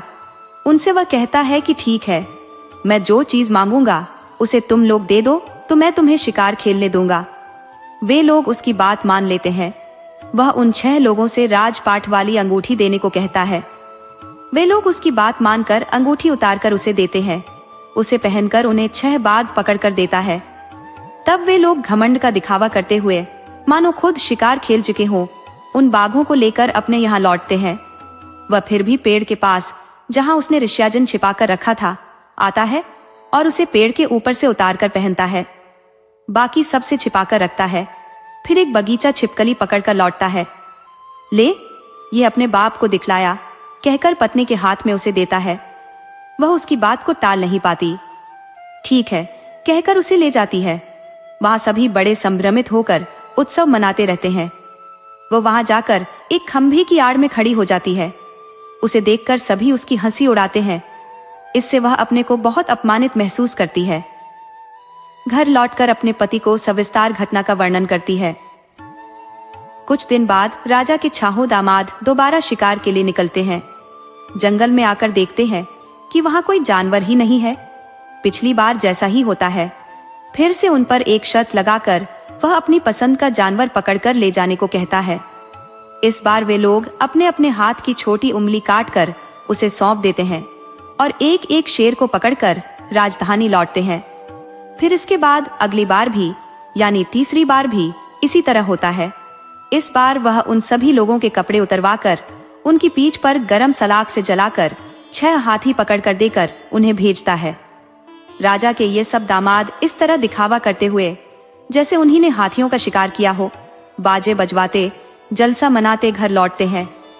मक्खी घुमड़ा भी मामूली पिछली बार की तरह ऋष्याजन पहनकर घर लौटता है। अपनी पत्नी से कहता है कि मैं बहुत थका हुआ हूँ, पानी गरम कर दो तो नहा लूंगा। वह पानी गरम कर देती है। फिर वह नहाने जाता है। वह आदतन नहाते समय किसी को भी अंदर आने नहीं देता था। आज उसकी पत्नी को कुछ शक होता है। वह आज उसके पीछे का राज जानने का मन बनाती है और उसके नहाते वक्त वह एक छेद से देखती है।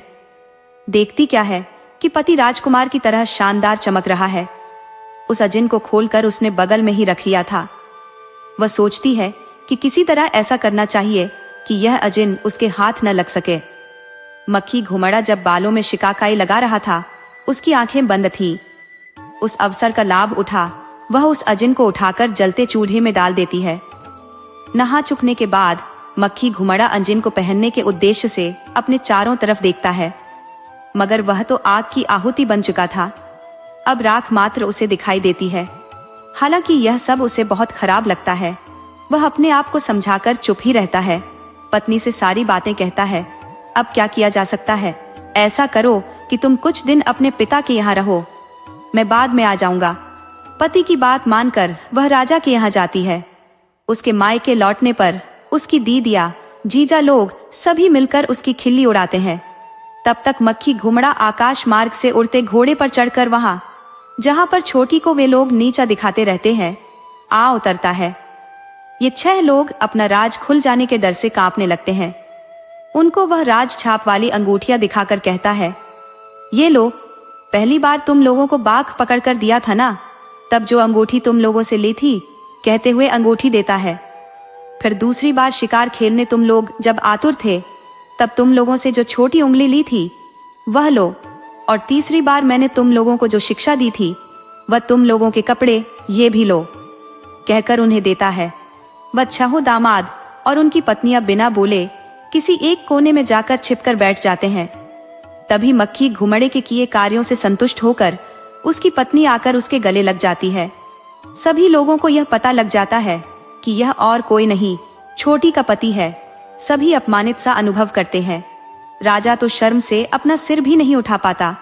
फिर वह आकाश में उड़ने वाले घोड़े पर चढ़कर अपनी पत्नी को साथ बिठाकर अपने राज्य में लौटता है। वहां पर उसके माता पिता संतुष्ट होकर उनका स्वागत करते हैं। वे सब एक साथ रहकर 100 वर्षों तक राज्य करते सुखी जीवन बिताते हैं। दोस्तों, आपको कहानी कैसी लगी, अपने सुझाव कमेंट करना न भूले। तो चलिए आज की अगली कहानी शुरू करते हैं।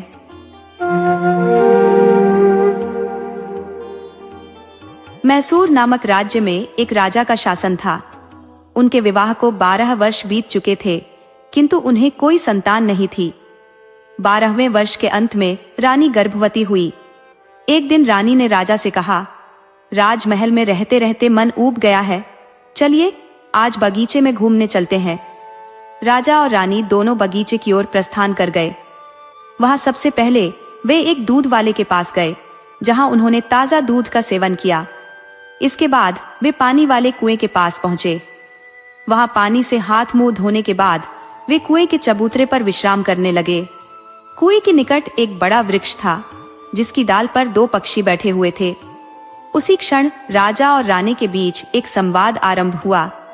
राजा ने उत्सुकता से कहा, सोचता हूँ ये पक्षी क्या मांस का भक्षण करते होंगे या फिर मोती और माणिक का?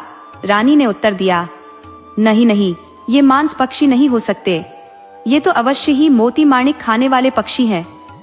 इस विषय पर उनकी चर्चा धीरे धीरे वाद विवाद में परिवर्तित हो गई। महल लौटने के बाद राजा और रानी ने नौकरों को बुलाया और आदेश दिया कि वे इस बात का पता लगाएं कि वे पक्षी मांस भक्षी हैं या मोती माणिक के उपभोक्ता। यहाँ बात समाप्त नहीं हुई। रानी ने अपनी बात पर जोर दिया और कहा, यदि यह सिद्ध हो गया कि वे पक्षी मांस पक्षी हैं, तो मैं इस महल को त्याग कर 10 वर्षों तक जंगल में निवास करूंगी, और यदि पक्षी मोती माणिक खाने वाले सिद्ध हुए तो आपको महाराज 10 वर्षों तक वनवास का पालन करना पड़ेगा। बात तय हुई। नौकरों को सही बात का पता लगाने के लिए भेज दिया। नौकर निकले तो, मगर नौकरों ने आपस में सलाह मशविरा किया। वे सोचने लगे कि अगर राजा 10 साल जंगल में रहेंगे तो प्रजा बेहाल हो जाएगी, इसीलिए हम महल जाकर यही कहेंगे कि वे पक्षी मांस भक्षी हैं। तब रानी 10 साल के लिए जंगल में चली जाएगी, उससे किसी का नुकसान होने से रहा। नौकरों ने यही किया। महल जाकर कहा कि वे पक्षी मांस पक्षी हैं। रानी को वचन का पालन करना पड़ा। वह घर से निकल पड़ी, चलती गई। अंत में कई दिन बाद वह जंगल में पहुंची। वहां पर एक गुफा थी। वह एक राक्षस की गुफा थी। इंसान की गंध मिलते ही राक्षस गरजता हुआ बाहर निकलने को हुआ। रानी भी अंदर घुसी गई। उसने राक्षस को देखते ही कहा, बाबा, मैं आपकी बेटी हूँ। ये कहकर दरवाजा खोलकर अंदर खड़े राक्षस के वह पांव लगी।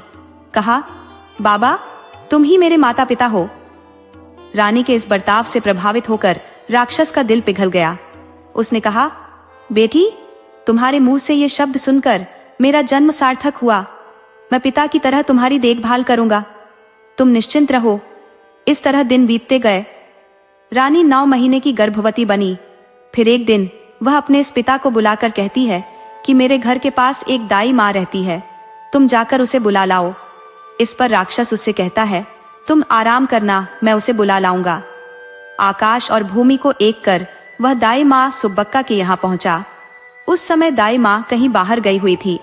तब उसकी राह देखते बैठा राक्षस पककर बूढ़ा जाता है। फिर सुब्बक्का लौटकर घर के आगे बैठे बूढ़े को देखकर पूछती है कि तुम किस गांव के हो। इस पर राक्षस यह जवाब देता है, मेरा गांव, मेरी बस्ती, वहीं जहां शाम होती है, जहां अंधेरा होता है, वहां रुक जाता हूँ। फिर दाई माँ सुब्बक्का बूढ़े को अंदर बुलाकर खाना खिलाकर पलंग पर सो जाती है। राक्षस को एक टाट की बोरी देकर उस पर लेट जाने को कहती है। फिर राक्षस आकाश और भूमि को एकीकृत कर उसे गुफा में ला पहुंचाता है। रानी करवट बदलती है। राक्षस कहता है, देखो बेटी, दाई माँ सुब्बक्का को मैं यहाँ ले आया हूँ। अब तुम्हारे सारे दुखों का अंत हुआ। उसी दिन रात को रानी एक बेटे को जन्म देती है। दाई माँ सुब्बक्का वहीं पर 6 महीने तक रहती है। 6 महीने पूरे होते ही वह कहती है, बाई, मुझे यहाँ आकर 6 महीने पूरे हो गए। मेरे बाल बच्चों का क्या हाल हुआ होगा मैं नहीं जानती। अब मुझे अपने घर लौटने दो। बात सुनकर रानी कहती है कि मैं अपने बाप से कह दूंगी, उनके कहने पर तुम्हें भेज देते हैं। फिर शाम को राक्षस घर लौटता है। लौटने पर रानी उसे कहती है, बाबा, दाई माँ सुब्बक्का को यहाँ आए 6 महीने हो गए। अब उसे उसके घर भेजना है। खाली हाथ नहीं भेजते, इसलिए उसे एक साड़ी चोली देकर उसका सम्मान करना चाहिए। राक्षस बेटी की बात मानकर साड़ी चोली ले आता है। वह भी उसे देकर सोना सिक्के देकर पलंग पर लेटने को कहता है। फिर उसे ले जाकर पानी गलने के समय उसे घर छोड़ आता है। इस तरह रानी जंगल में बेटे को पालती रहती है। एक दिन वह बेटा खेलने के लिए गेंद और भंगरा मांगता है। उसका नाना लाकर देता है। लड़का खेलते खेलते बाहर आता है। तब उसकी माँ और नाना दोनों उसको बाहर आकर खेलने से मना करते हैं। लड़का इस पर पूछता है कि बाहर आकर खेलने से मना क्यों करते हैं। माँ कहती है, अगर बाहर खेलना ही है तो ठीक है, उस दिशा में मत जाना। माँ के मना करने पर भी यह लड़का तीर कमान लेकर उसी दिशा में जहाँ राजा रहता है जाता है। इस तरह अब वह 10 साल का हो जाता है। एक दिन बेटा यहीं कहीं जाता है। रानी राक्षस से कहती है कि मुझको पता नहीं क्यों डर लग रहा है। वह मेरी बात नहीं मानता। तुम भी घर में नहीं रहते, इसीलिए मुझे मेरे राज्य वापस भेज दो। यह बात सुनकर राक्षस को दुख पहुंचता है। कहता है, बेटी, मैंने तुम्हें पाला पोसा, अब यह कैसी बात करती हो। इस पर रानी कहती है, मैंने पहले राजा से पंथ लगाया था, अब उसका वादा खत्म हो रहा है, इसलिए मुझे वापस भेज दो। जवाब में राक्षस ने कहा, ठीक, तुम्हारी जैसी इच्छा, मगर मैं तुम्हें कभी नहीं भूल सकता। तुम जहां भी रहो, जैसे ही मुझे याद करोगी, मैं तुम्हारी मदद के लिए हाजिर हो जाऊंगा। इस बेटे का क्या नाम रखूं बाबा? वनपुत्र कहो इसे, राक्षस ने कहा। तब से उसका नाम वनपुत्र पड़ा। राक्षस उस लड़के लिए हीरे का कुर्ता, टोपी और बेटी के लिए हजारों साड़ियां, बहुत सारे गहने आदि देता है। रानी बेटे को कुर्ता पहनाती है, टोपी पहनाती है, साड़ी पहनकर गहने आदि से अलंकृत होती है। राक्षस माँ बेटे को उनके राज्य में भेजते हुए एक पेड़ के नीचे आकर बैठा। जंगल में चोर उचक्के होते हैं, गहने कपड़े छीन ले जाते हैं, सावधानी बरतना कहकर उन्हें भेजकर गुफा में लौट आया। रानी जाने लगी। जाते जाते दोपहर में बहुत गर्मी लगी। अभी 4 मील जाना था। तभी उसी गांव का एक आदमी, जिसका नाम चेन्नन्ना था, लकड़ी ले जाने वहां आता है। उन दोनों से भेंट होती है। उसे देखकर रानी कहती है, क्या भैया, तुम हमारे यहाँ नौकरी करते थे? राजा और मेरे बीच बात बढ़ी, उससे हमारा यह हाल हुआ। चेन्नन्ना का रानी के गहनों पर ध्यान गया। चेन्नन्ना ये कहते हुए कि हे भगवान, मुझे यह सब घटना मालूम तक न हुई। आइए हम लोग यहाँ छाया में बैठते हैं। कहते हुए वह दोनों को पेड़ की छाया में ले गया। वन पुत्र को प्यास लगी। अम्मा, मुझे पानी चाहिए, उसने कहा। वह चेन्नन्ना से कहती है, भैया, बच्चे को प्यास लगी है, पानी कहाँ है बताओ। वह देखो वही है, तुम यहीं बैठी रहो, मैं ही इसे ले जाकर पानी पिलाकर लौटता हूँ। कहकर उसे कुएं के पास ले गया। वह कल्याणी कुआं था।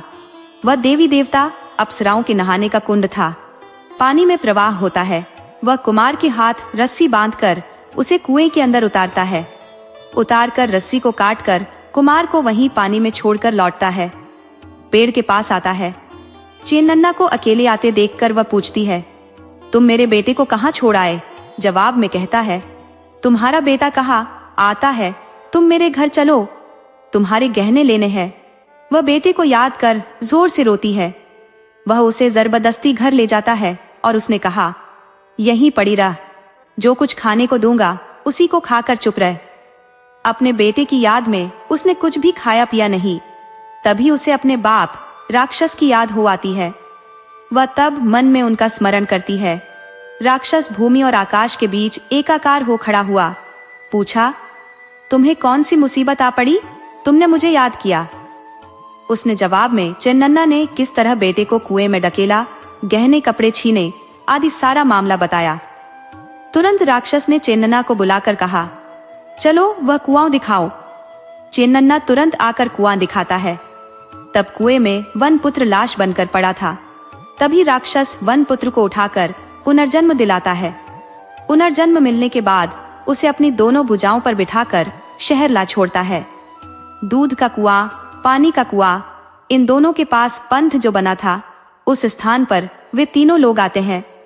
राक्षस राजा को पत्र लिखता है, 10 साल पहले तुमसे पंथ कर तुम्हें छोड़कर जो पत्नी गई थी, वह अभी अपने बेटे के साथ दूध का कुआं, पानी का कुआं, इन दोनों के पास आई है। आकर उन्हें ले जाओ। राजा राक्षस द्वारा लिखा पत्र पढ़ता है। उसे पत्नी की याद सता रही थी। अब उसे हाथी और घोड़े के ऊपर बिठाकर जलसे के साथ घर ले आता है। आकर वनपुत्र को देख खुश होता है।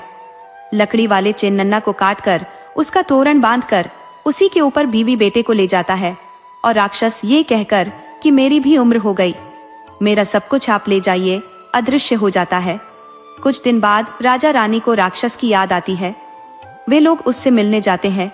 गुफा का दरवाजा खोलकर देखते हैं तो राक्षस वहां मृत मिलता है। शोक संतप्त ये परिवार उसे श्रद्धांजलि देकर लौटता है। बाद में सब आराम से जीवन जीते हैं। दोस्तों, आपको कहानी कैसी लगी? अपने सुझाव कमेंट करना न भूले। तो चलिए आज की अगली कहानी शुरू करते हैं। मैसूर नामक एक नगर था जहां एक प्रतिष्ठित राजा का शासन था। उस राजा के 3 पुत्र थे।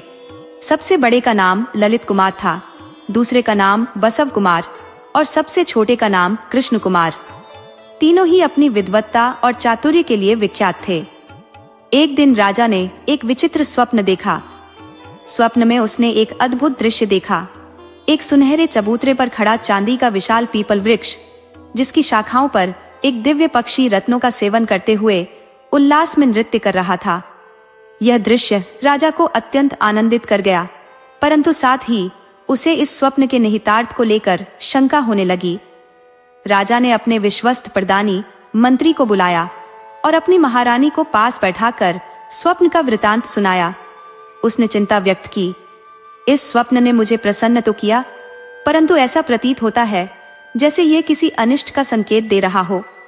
क्या ऐसा संभव है कि कोई पुण्यात्मा इस पक्षी को यहाँ ला सके? प्रधानी ने राजा की बात सुनकर तत्काल शहर में घोषणा करवाने का निश्चय किया। उसने 1000 स्वर्ण मुद्राओं का इनाम तय कर नगर में ढिंढोरा पिटवाया, परंतु जिसने भी इस स्वप्न की बात सुनी, सबने इसे असंभव करार दिया। लोगों का कहना था कि ऐसा दृश्य केवल कल्पना में ही संभव है, वास्तविकता में नहीं। राजा के तीनों पुत्र, जो अबोध लगते थे परंतु साहस और संकल्प में दृढ़ थे, अपने पिता के पास पहुंचे और बोले, पिताजी, आप चिंता न करें, हम इस पक्षी और उस अद्भुत वृक्ष को आपके पास अवश्य लेकर आएंगे। उनके इस निश्चय को सुनकर प्रधानी ने उन्हें रोकने की चेष्टा की। उसने कहा, यदि तुम ऐसा करोगे और असफल हो गए तो लोगों को तुम पर संदेह होगा, यह तुम्हारे लिए उचित नहीं होगा। लेकिन ललित कुमार ने उत्तर दिया, हमारे पराक्रम और सामर्थ्य का समाचार हर दिशा में फैलना चाहिए। हम अपने पिताजी के स्वप्न को साकार करके रहेंगे, चाहे इसके लिए कोई भी चुनौती क्यों ना आए। तीनों भाइयों ने अपने लक्ष्य की ओर बढ़ने का दृढ़ संकल्प कर लिया। उनके हृदय में अपने पिता के स्वप्न को यथार्थ बनाने का उत्साह और जोश उमड़ रहा था। अब देखना यह था कि उनकी यह यात्रा किस प्रकार के रोमांच और संघर्ष से भरी होगी। ललित कुमार बसव कुमार की प्रतिज्ञा की बात राजा तक पहुंचती है। सुनकर राजा को खूब चिंता होती है। वे सोचने लगते हैं कि जो काम संसार में कोई नहीं कर सकता, वह ये बच्चे कहां से कर पाएंगे। ललित कुमार और बसव कुमार ने प्रधानी से यह पता लगाने के लिए कहा कि राजा उन्हें भेजेंगे कि नहीं। प्रधानी राजा से पूछता है। तब राजा बच्चों को निराश न करने के उद्देश्य से उन्हें आगे बढ़ने की अनुमति देता है। अगले दिन लड़के निकलने को तैयार होते हैं तो उनकी माँ खाना बनाकर उन्हें खिलाती है और रास्ते के लिए पाठिए भी बांध कर दे देती है। लड़के अपनी यात्रा के लिए घुड़साल से अच्छे से घोड़े चुनकर यात्रा पर निकलने को तैयार होते हैं। फिर दोनों लड़के शहर में जलसा कर अपने काम पर निकलते हैं। तब तक कृष्ण कुमार घर आकर माँ से अपने भाइयों के बारे में जानकारी लेता है। माँ से जानकारी पाकर वह भी अपने भाइयों के साथ निकलने का हठ करता है, तो उसे भी माँ खाना खिलाकर उसके भाइयों के साथ जाने देती है। कृष्ण कुमार पाठे को लेकर फिर भाइयों के पास पहुंचने के लिए भाग आता है। तब तक भाई लोग काफी दूर निकल गए होते हैं। वह उनसे मिलने के लिए भागता तो है, मगर जल्दी थक जाता है। फिर भी भाई लोग नहीं मिलते। अब घर भी दूर, भाई भी नहीं मिले। वह बहुत दुखी होता है। वह और थोड़ी दूर आगे बढ़ता है। वहां उसे एक बड़ी नदी दिखती है। वहां पर उसके दोनों भाई बैठे होते हैं। उन्हें देख उसकी सारी थकान दूर होती है। वह खुशी से उछलकर भैया कहकर जोर से पुकारता है। विधि का खेल उसकी खुशी का दूसरा परिणाम निकला। दोनों भाई उसे देख गुस्से में आते हैं और डांट कर कहते हैं, मूर्ख, तू क्यों आया? वहां माँ बाप के पास कोई नहीं, वापस जा, कहकर उसे छांटा मारते हैं। वह थोड़ी दूर लौटकर वापस आ जाता है। भाइयों को आवाज देता है। नदी में उस समय नहा रहे भाई बाहर आते हैं और गुस्से से उसे नदी में धकेल देते हैं। फिर खाना खाने बैठते हैं, मगर देखते क्या है कि सारा पाठेय बासी होकर उसमें से पानी निकल रहा है। तब छोटे भाई का पाठेय खोलते हैं। वह बहुत ताजा होता है, जिसे खाकर वे लोग अपनी यात्रा पर आगे बढ़ते हैं। यहाँ नदी में पड़े कृष्ण कुमार को एक बड़ी मछली निगल लेती है। निगलने पर उसे बहुत कष्ट होता है। मछली दर्द में तड़पते हुए शिव पार्वती का ध्यान कर एक चट्टान पर बैठकर रोती रहती है। तभी शिव पार्वती अपने करोड़ों अनुयायियों के साथ उसी मार्ग से गुजरते हैं। उन्हें मछली का रोना सुनाई देता है। वे मछली से पूछते हैं। मछली के पेट का दर्द जानकर वे एक भस्म बनाकर देते हैं। उस भस्म का सेवन करते ही कृष्ण कुमार मछली के मुंह से बाहर आता है। शिव पार्वती कैलाश लौट जाते हैं। मछली कृष्ण कुमार से कहती है कि तुम मेरे पेट से जन्मे हो, इसलिए तुम मेरे बेटे हो। कृष्ण कुमार अबोध बालक था।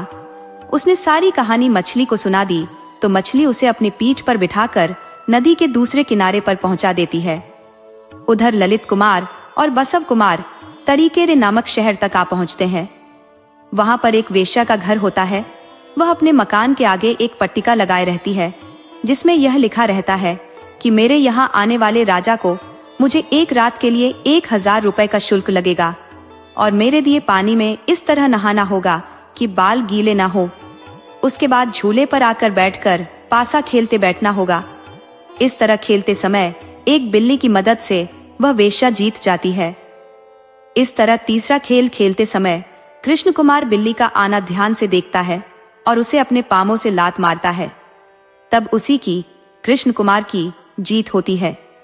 वेश्या अब कृष्ण कुमार से शादी करना चाहती है, मगर कृष्ण कुमार उससे यही कहकर कि मैं यहाँ एक महत्वपूर्ण कार्य से आया हूँ, वह काम खत्म कर, फिर मैं तुमसे 3 महीने बाद शादी करूंगा, आगे बढ़ जाता है। वह आगे बढ़ता है, आगे बढ़ता ही रहता है। वहां पर एक जंगल मिलता है। वहां पर एक ऋषि तपस्या करते बैठे रहते हैं। कृष्ण कुमार वहां जाता है।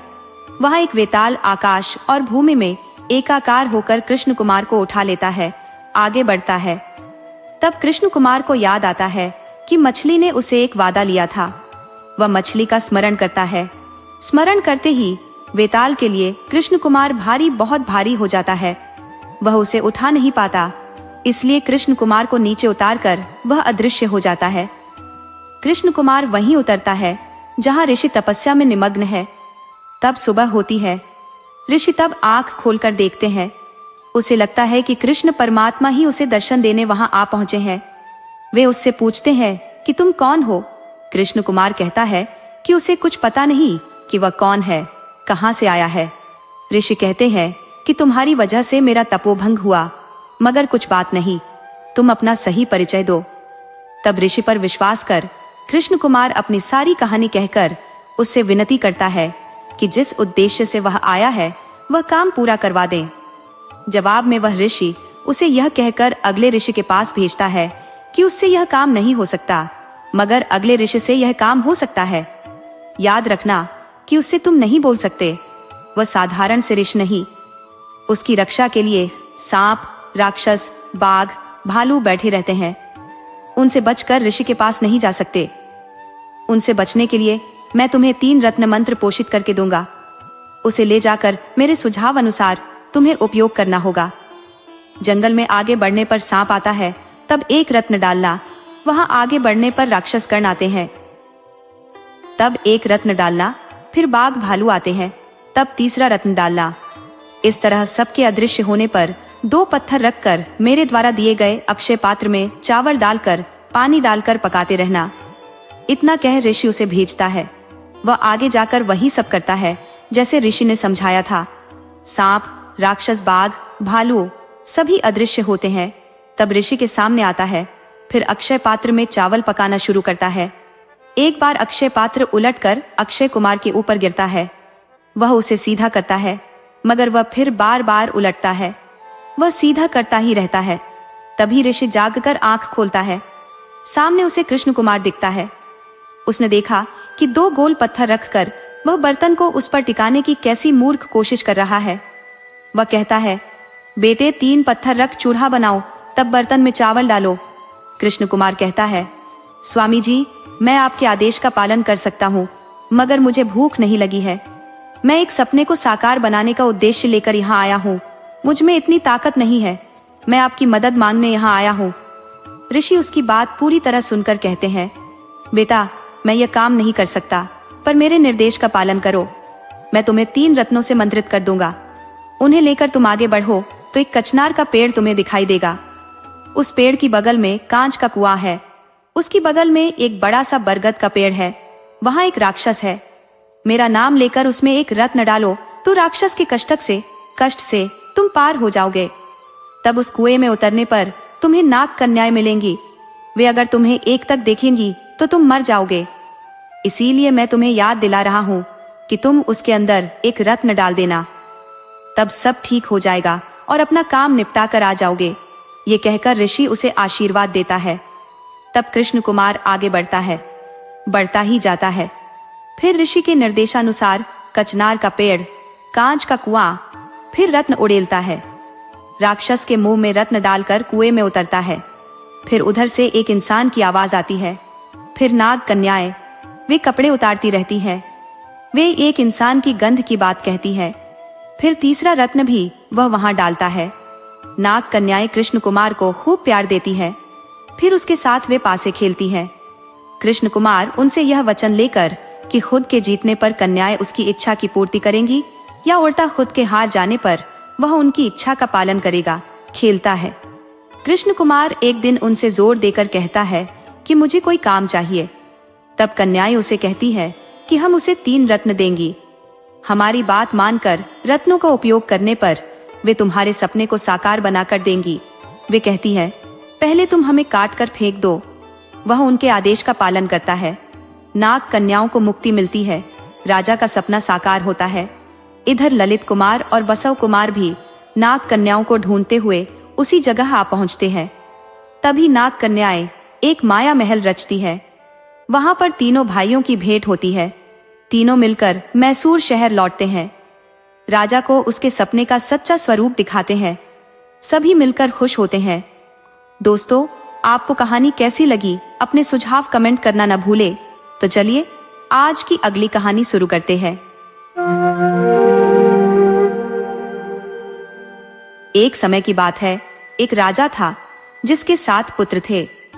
उनमें से बड़े 6 पुत्रों को उसने अलग अलग राज्यों का सामंत नियुक्त किया था। सबसे छोटा पुत्र अपनी माँ के पास रहता था। एक दिन उस छोटे बेटे ने अपनी माँ से पूछा, माँ, मेरे भाई कहाँ गए हैं?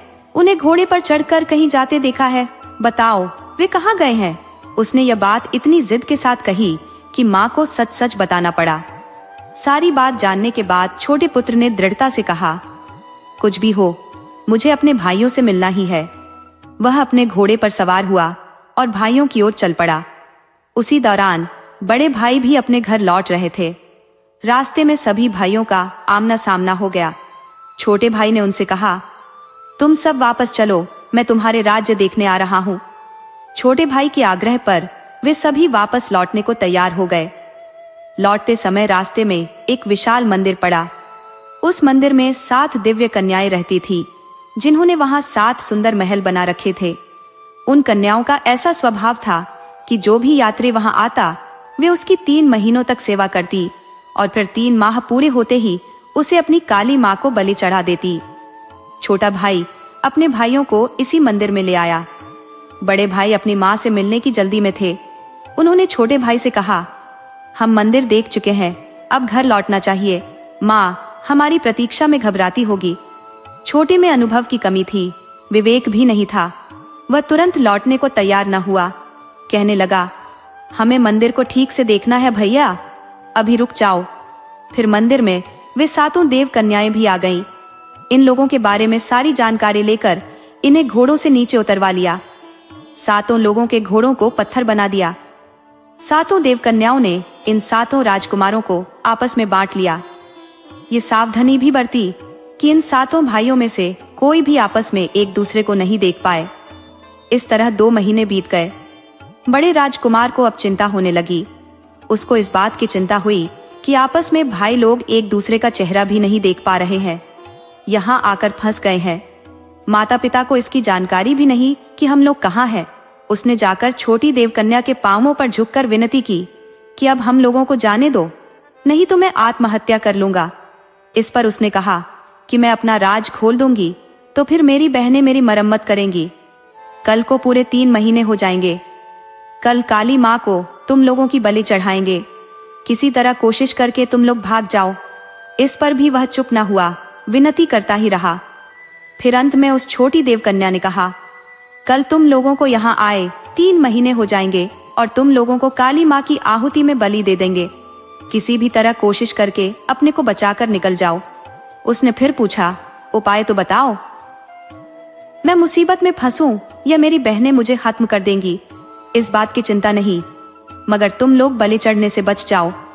कहकर 7 नींबू हाथ में उठाए, उन्हें मंत्रित कर उसके हाथ में देकर कहा, ये नींबू अपने पास रखो और इन्हें 7 पत्थर बने घोड़ों के सिर पर फोड़ो तो वे सजीव हो उठेंगे।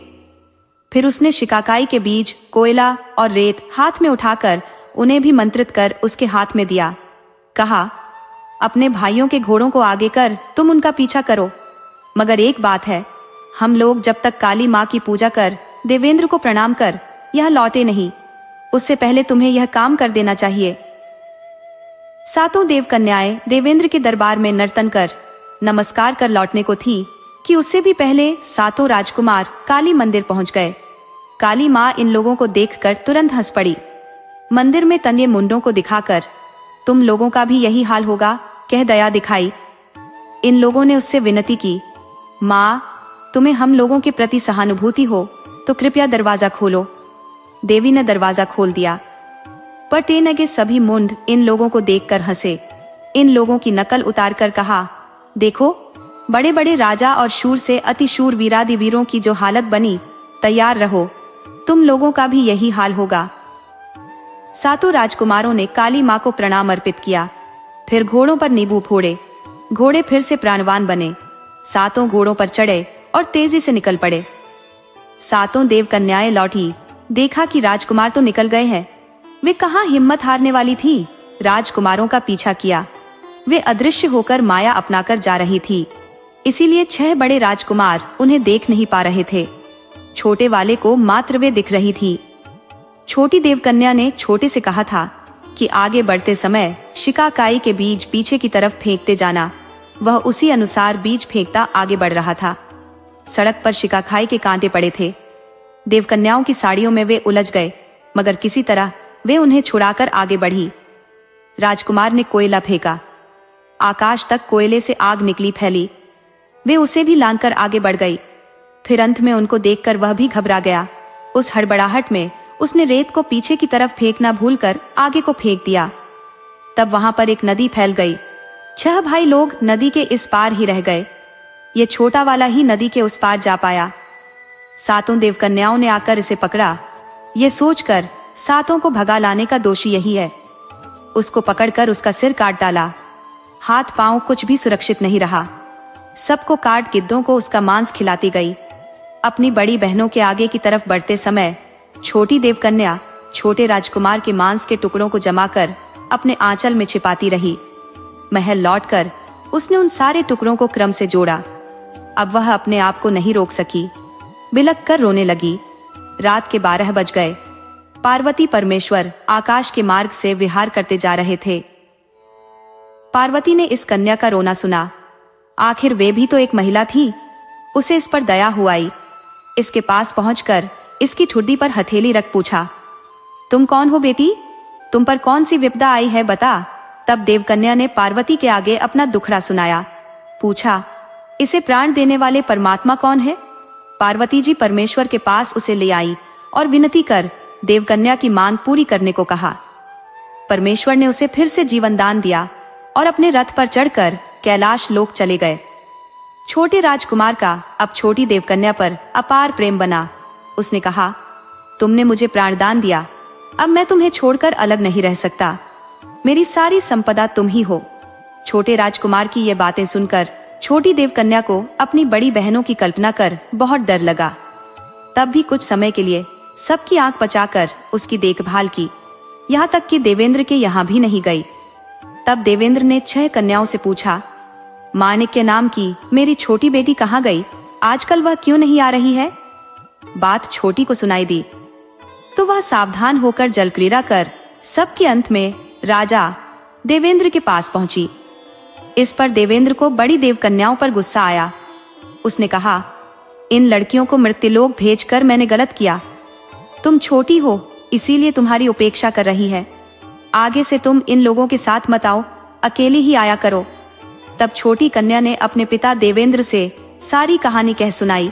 बताया कि किस तरह उसने छोटे राजकुमार के प्राण बचाए। सुनकर देवेंद्र ने उससे कहा कि तुमने अच्छा किया, अब उसे तुम ही छिपा कर रखो, अपनी बहनों को इसकी खबर नहीं लगने देना।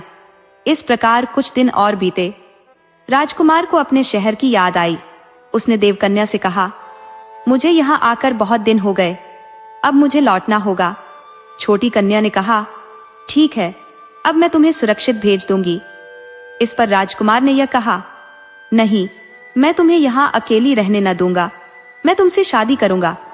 छोटी ने जवाब में कहा, यह नहीं हो सकता, मैं देवेंद्र की बेटी हूँ, मैं नर मानव से शादी नहीं कर सकती। एक काम करो, मैं तुम्हें एक तार वाला एक तानपुरा दूंगी, वह अपने पास रखना। तुम तार को ऊपर की तरफ खींचोगे तो तुम ऊपर की तरफ देवलोक में आओगे।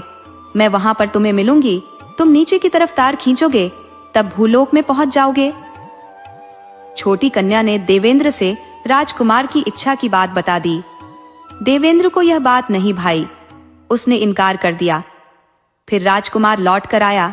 शहर के पास आकर उसने अपने भाइयों को गडेरियों से संदेश भेजा कि उसने देवकन्या से शादी की है, वे आकर उसे ले जाए। पहले तो भाइयों को विश्वास न हुआ, क्योंकि उन्हीं के आगे छोटे की हत्या हुई थी। संदेश की परीक्षा करने के उद्देश्य से वे सब आते हैं। आकर अपने छोटे भाई को देखकर संतुष्ट होते हैं। पूछते हैं कि देवकन्या कहाँ है। वह जवाब में कहता है, मैं तुम लोगों को दिखाऊंगा, थोड़ा समय चाहिए। उन भाइयों की एक छोटी बहन थी। छोटे राजकुमार ने महल के एक कमरे में एक तार को छिपाकर रखा था। एक दिन ऐसा हुआ कि राजकुमार कहीं बाहर गया हुआ था और तभी कौतूहलवश राजकुमारी ने राजकुमार का वह कमरा खोलकर एक तार को उठाकर बजा दिया। वास्तव में छोटे राजकुमार को छोड़कर और कोई उसे इस्तेमाल नहीं कर सकता था। जैसे ही राजकुमारी ने तार खींचा, देवकन्या को बाहर आना ही था, आ गई। राजकुमारी के तार खींचने से उसे गुस्सा आया। उसने राजकुमारी से कहा, तुम अपने भाई से कहो कि अब देवकन्या कभी नहीं आएगी। इतना कहकर देवकन्या चली गई। राजकुमार महल लौट आया। अपने कमरे में बैठकर खुश होकर उसने एक तार को खींचा। देवकन्या नहीं आई। उसको आश्चर्य और दुख एक साथ हुआ। उलटा गिरकर रोने लगा। अपनी माँ से पूछा कि कमरे का दरवाजा किसने खोला था। सारी बात जानकर वह दोबारा घोड़े पर चढ़कर गया। 8 दिनों में वह किसी तरह देवकन्या के पास पहुंचा और उसे ले आया। सभी के आगे उससे शादी कर सुख से बहुत समय तक राज करता रहा। दोस्तों, आपको कहानी कैसी लगी अपने सुझाव कमेंट करना न भूले। तो चलिए आज की अगली कहानी शुरू करते हैं।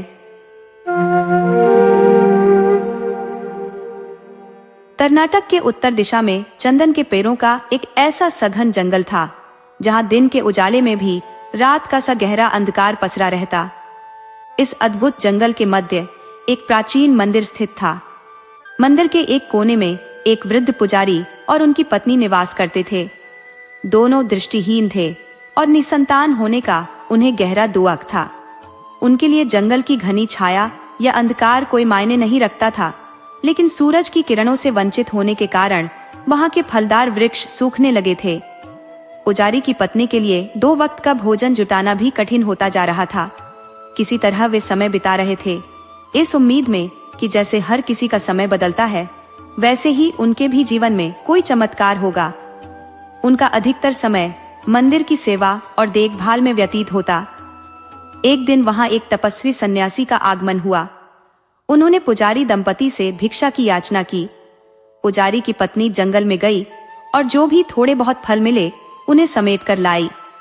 घर में जो भी रूखा सूखा बचा था उसी से उन्होंने अतिथि की सेवा की।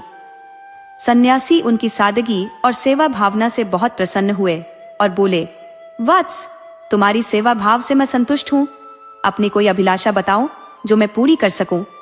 दंपति ने एक स्वर में उत्तर दिया, हे अतिथि देवता, हम दोनों वृद्ध हो चले हैं।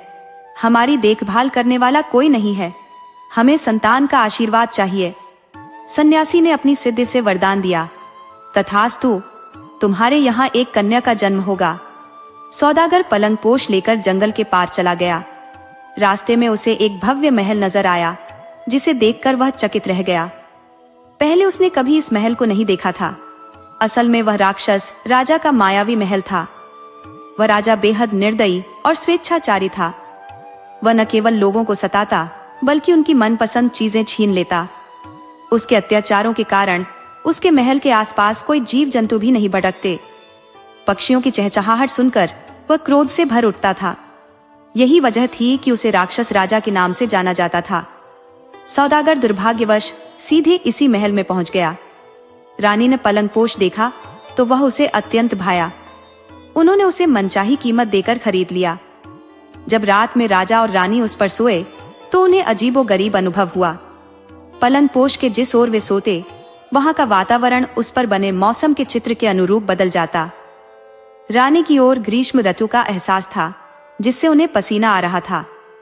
राजा की ओर शीत ऋतु का दृश्य था। ठंड के कारण उनके दांत किटकिटाने लगे। उन्हें समझ में आया कि यह सब उस पलंगपोश पर काढ़े गए चित्रों का चमत्कार है। जैसे तैसे सवेरा हुआ। राजा ने उस सौदागर को दरबार में लाने का हुक्म दिया, जिससे रानी ने उसे खरीदा था। राजा के सिपाही सौदागर को खोजने निकल पड़े। अंत में वे सौदागर को राजा के सामने ले आए। सौदागर डरते डरते राजा के सामने खड़ा हो गया। राजा ने पूछा, तुम यह पलंगपोश कहां से लाए? सौदागर बोला, चंदन के जंगल के बीच में एक प्राचीन मंदिर है। उसी मंदिर के अंधे पुजारी की कन्या ने इसे बनाया। मैंने उससे ही इसे खरीदा था। राजा तो राक्षस था ही। उसके मन में यह बात आई कि जिसके हाथ की कशीदाकारी इतनी सुंदर है, वह स्वयं कितनी सुंदर होगी। मैं तो उसे अपनी रानी बनाऊंगा। उसने सैनिकों को आदेश दिया, तुम्हें पता नहीं कि हमारे राज्य में इतना अच्छा काम करने वाली लड़की रहती है। जाओ, उस पुजारी की कन्या को हमारे सामने लेकर आओ। सैनिक जब जंगल के मंदिर में पहुंचे तो अक्का अपने माता पिता को भोजन परोस रही थी। सैनिकों ने अक्का को राजा का आदेश सुनाया, ए लड़की, झटपट तैयार हो जाओ। राजा ने तुम्हें राजमहल में बुलाया है। अक्का ने पूछा, पर मुझे क्यों? बस कोई सवाल मत करो, जल्दी चलो। अक्का ने कुछ सोचा और उत्तर दिया, मैं अभी अपने अम्मा अप्पा को भोजन करा रही हूँ। इसके बाद मुझे उनके लिए संध्या के भोजन की व्यवस्था भी करनी है। ये सब करने के बाद ही मैं आप लोगों के साथ चल लूंगी। सैनिकों ने उसकी एक न सुनी। वे उसे जबरदस्ती उठाकर ले आए। राजा ने जब अक्का को देखा तो उसकी सुंदरता पर चकित रह गया। उसने तुरंत उसके सामने विवाह का प्रस्ताव रखा। उसका हाथ पकड़कर चूमते हुए बोला, तुम्हारे हाथों में जादू है। तुम्हारी उंगलियां कितनी कोमल है। तुम इतनी सुंदर हो, इतनी अच्छी खड़ाई करती हो।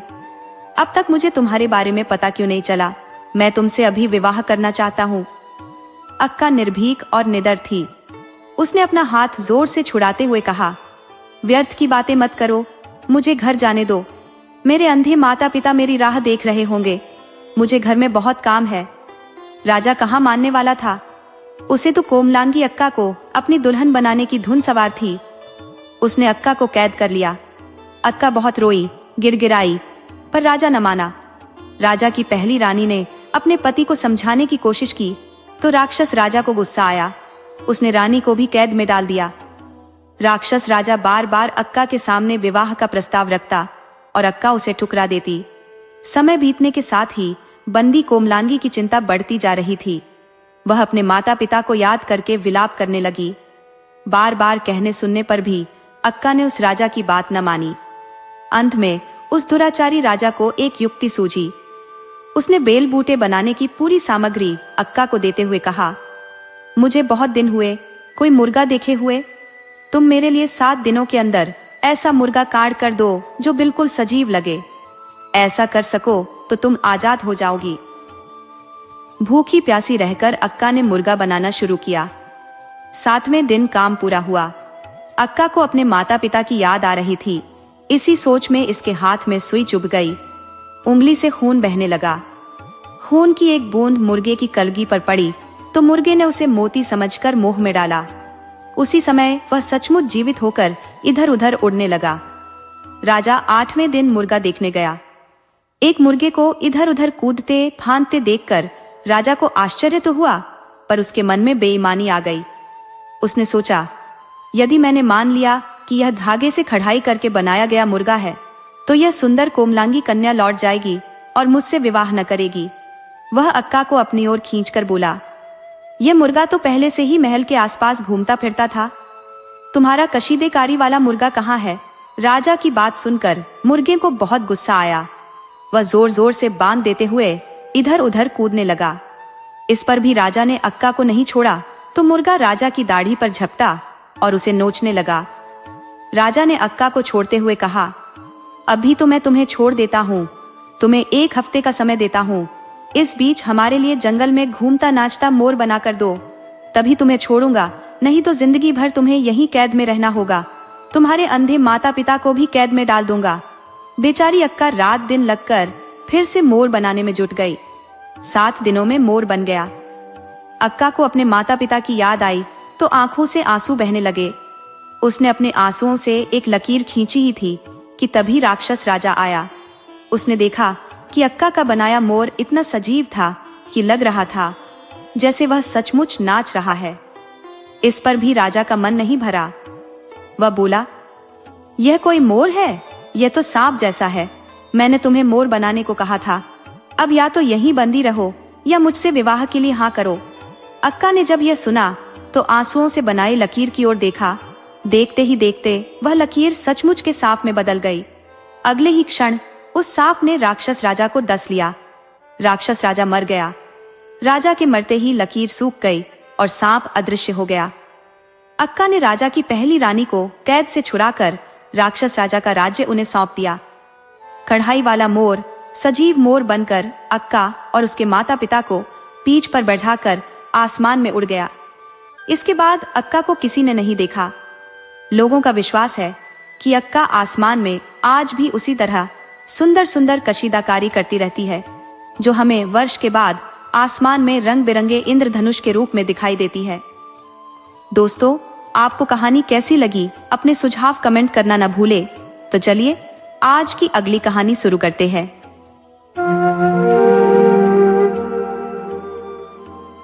एक बूढ़ी औरत थी जिसके जीवन का एकमात्र सहारा उसका बेटा था, लेकिन बेटे के साथ एक अनोखी समस्या थी। रात के समय उसकी दृष्टि पूरी तरह से समाप्त हो जाती थी। इस विचित्र दुर्बलता को बूढ़ी माँ ने बड़ी चतुराई से दुनिया से छुपाए रखा। उसने कई जोड़ तोड़कर एक सुयोग्य लड़की से बेटे का रिश्ता तय किया। लड़की सुंदर, संस्कारी और भले घराने की थी, लेकिन यह रहस्य कब तक छिपा रह सकता था? शादी के बाद पहला बड़ा त्योहार आया, दिवाली। लड़की के मायके से परंपरा अनुसार न्योता आया। इस अवसर ने बूढ़ी माँ की चिंता बढ़ा दी। उसने बेटे को सख्त हिदायत दी, बेटा ध्यान रखना, रात के समय तुम्हारी आंखें काम नहीं करती और यह बात तुम्हारी ससुराल वालों को मालूम नहीं है। वहां रात को कहीं बाहर न जाना। सूरज ढलने से पहले ससुराल पहुंचने की कोशिश करना और याद रखना केवल एक दिन रुककर ही लौट आना। माँ की नसीहत के मुताबिक बेटा जल्दी जल्दी ससुराल की ओर रवाना हुआ, लेकिन कितना भी तेज चलता सूरज की रफ्तार को पछाड़ नहीं सका। आखिरकार अंधेरा घिरने से पहले वह वहां नहीं पहुंच सका। जैसे जैसे अंधेरा गहराता गया उसकी दृष्टि मद्दम होती गई। परेशान होकर उसने एक जगह ठहरने का निर्णय लिया, लेकिन दुर्भाग्य ने उसका पीछा नहीं छोड़ा। वह अनजाने में अपने ससुराल के सामने पड़े कूड़े के ढेर पर बैठ गया। उसी समय उसकी सास कूड़ा फेंकने आई। गहराते अंधकार के कारण उसने उस पर ध्यान नहीं दिया और कूड़ा सीधा उसके सिर पर डाल दिया। जब वह परेशान होकर खड़ा हुआ तो उसकी सास ने गौर किया और पहचान गई कि यह तो उनका दामाद है। इस अप्रत्याशित स्थिति ने पूरे ससुराल को असमंजस में डाल दिया। ये घटना भले ही हास्यास्पद और असहज थी, पर उसने सच्चाई के उस पर्दे को हटा दिया जिसे छुपाने की कोशिश की गई थी। अब ससुराल वालों को न केवल वास्तविकता का पता चल चुका था, बल्कि उन्होंने इसे सहजता से स्वीकार भी कर लिया। जो होना था वह हो चुका, अब उसे पछताना ही था। उसने बहुत मंसूबे बना रखे थे। दामाद पहली बार घर आ रहा है तो उसकी बहुत अच्छी आवभगत करेगी, धूमधाम से त्योहार बनाएगी, रिश्तेदार और पड़ोसियों के आगे उसका सत्कार करेगी। मगर छी, ये क्या हो गया? उसको रोना आ गया। शर्म के मारे वह तेजी से घर के अंदर भाग आई। सड़क पर उसका 10 साल का बेटा भैंस को भगाता हुआ घर लौट रहा था। उसको देखते ही उसने कहा, बेटा, तुम्हारे जीजा आए हैं, मगर पता नहीं क्यों वे हमारे घर के कूड़े वाले ढेर पर बैठ गए हैं। शायद पेशाब करने बैठे होंगे। मैं उन्हें वहां बैठे देख नहीं पाई, उनके ऊपर कूड़ा फेंक दिया। उन्हें मुझ पर गुस्सा आया होगा। तुम्हें वे बहुत चाहते हैं, तुम भी बहुत चाहते हो ना? उन्हें घर के अंदर बुला लाओ। लड़का जीजाजी पुकारते हुए उसकी तरफ भागा। जमाई के पास जाकर कहा, जीजाजी आइए ना घर के अंदर, यहाँ पर क्यों बैठे हैं? उसने उसका हाथ पकड़ा। रात का अंधा होने के बावजूद जमाई बहुत होशियार था। उसने जवाब दिया, मैं यहाँ कूड़े पर इसलिए बैठा हूँ कि जानू दो कि इसमें से कितनी गाढ़ी खाद निकलेगा। फिर मानो प्रेम से किशोर बालक के कंधे पर हाथ रखकर वह आगे बढ़ा। भैंस ने उसे घूर कर देखा।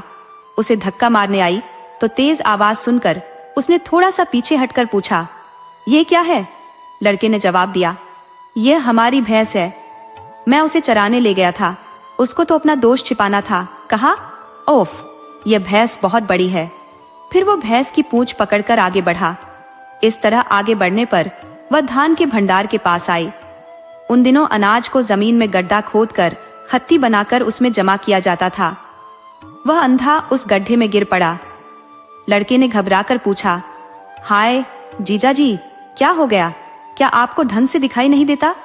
जवाब में दामाद ने कहा, ऐसी कोई बात नहीं, मैं सिर्फ यह जानना चाहता था कि यह अनाज का भंडार कितना गहरा है। मैं भी इसी तरह का अनाज जमा करने वाला एक भंडार खुदवाने वाला हूँ। कोई बात नहीं, तुम अब मुझे हाथ का सहारा दो, मैं ऊपर आता हूँ। ये कहकर इस बार भी अपने प्राकृतिक दोष को उसने छिपा लिया। दीवार का सहारा लेकर वह आगे बढ़ा। लड़के ने फिर पूछा, जीजाजी, आप दीवार का सहारा लेकर आगे बढ़ रहे हैं, क्या आपकी नजर ठीक नहीं है? जवाब में उसने कहा, छी, तुम यह क्या कह रहे हो? मैं तो सिर्फ तुम्हारे घर की दीवार की लंबाई नाप रहा हूँ। घर के दरवाजे पर एक मेढ़ा खड़ा था। वह उससे टकराकर गिर पड़ा। तब मेढ़े ने अपने सींगों से उसे भौंका। लड़के ने मेढ़े को एक छांटा दिया और जीजा को सहारा देकर उठाया। फिर पूछा, जीजाजी, आपने मेढ़े को नहीं देखा? क्यों? नहीं नहीं, तुम समझो मेरी बात। उसका आकार देखकर मुझे उससे टकराने का मन हुआ, मगर देखो, मुझे तो उसने भौंक दिया। जमाई ने कहा। अंधेरा गहरा हुआ। रात हुई। सब लोग खाना खाने बैठ गए। सामने पटिये पर थाली रखी थी। त्योहार के अवसर का बढ़िया भोजन था तो सासू जी स्वयं परोसने आ गई। विशिष्ट संदर्भों पर महिलाएं खूब सज धज कर काम करती है। सासू जी नूपुर और चूड़ियां पहनकर परोस रही थी। चूड़ियों की खनखनाहट से जमाई साहब ने समझा कि मेढ़ा दोबारा आया है। पर डर गया। घबराहट में आवाज सुनकर उस तरफ अपनी प्लेट उठाकर फेंकी। वह प्लेट सास के पामों पर लगी। वह घबराहट में रसोई की तरफ भागी। सासू को लगा कि जमाई गुस्से में उससे बदला ले रहा है।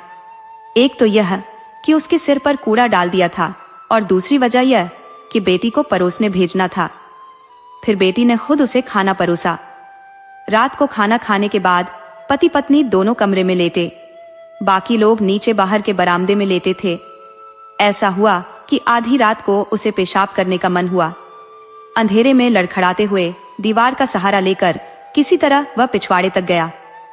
काम पूरा होने पर उसे मकान का दरवाजा नहीं दिखा।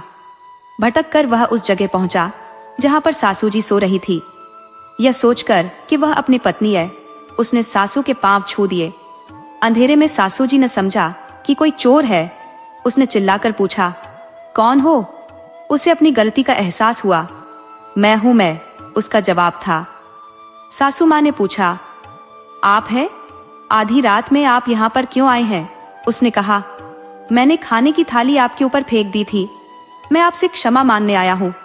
मुझसे गलती हो गई, मुझे माफ कर दीजिए। जमाई की बात सुनकर सासू जी बहुत बेचैन हो गई। कहने लगी, कोई बात नहीं, आप अब अपने कमरे में जाकर सो जाइए।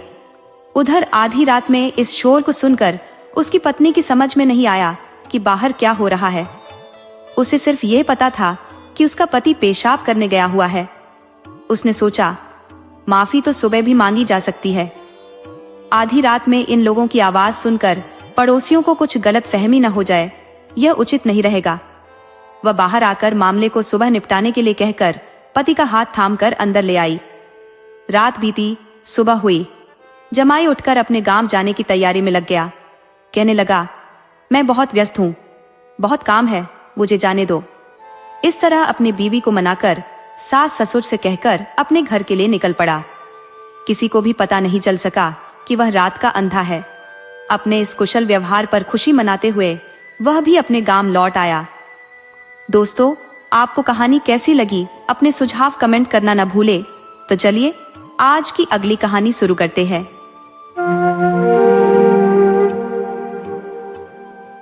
वेदराजपुर नामक एक शांत चित्त गांव था। इसी गांव में देवन्ना नाम का एक कुशल सुनार निवास करता था। उसकी 4 संतानों में बड़ा पुत्र भुजंगाचारी, दूसरा ईश्वराचारी, तीसरा आचार्यचारी और सबसे छोटा देशिवंताचारी कहलाता था। ये चारों अपनी शिल्प कला में पारंगत थे। इनमें से 3 भाई मूर्तियों का सृजन करते थे। उनके बनाए हुए शिल्प अद्वितीय होते थे, परंतु चौथा भाई देशिवंताचारी न तो कोई कार्य करता था और न ही शिल्प कला में रुचि दिखाता था। वह केवल अपने भाइयों के बनाए हुए शिल्प को निहारते हुए दिन व्यतीत करता। धीरे धीरे भाइयों को यह लगने लगा कि यह युवक निठल्ला है, घर परिवार पर बोझ है। गुस्से में आकर उन्होंने उसे घर से बाहर निकाल दिया। अपने ही घर से तिरस्कृत होकर देशिवंताचारी ने गांव छोड़ने का निर्णय लिया। वह अमृतपुर नामक एक अन्य गांव पहुंचा। वहां एक प्रसिद्ध शिल्पकार का निवास था। देशिवंताचारी ने उसके घर की चौखट पर दस्तक दी। शिल्पकार ने उसे भीतर बुलाया और पूछा, तुम कौन हो, किस गांव के हो और यहाँ आने का उद्देश्य क्या है? देशिवंताचारी ने विनम्रता से उत्तर दिया, मेरा नाम देशिवंताचारी है, मैं वेदराजपुर से हूँ। हमारे परिवार में 4 भाई हैं, सभी शिल्पकारी करते हैं, मैं भी शिल्पकार हूँ। अमृतपुर का शिल्पकार अपनी कला में निपुण था। उसकी एक कन्या और 4 पुत्र थे। पुत्र भी शिल्प कला में दक्ष थे।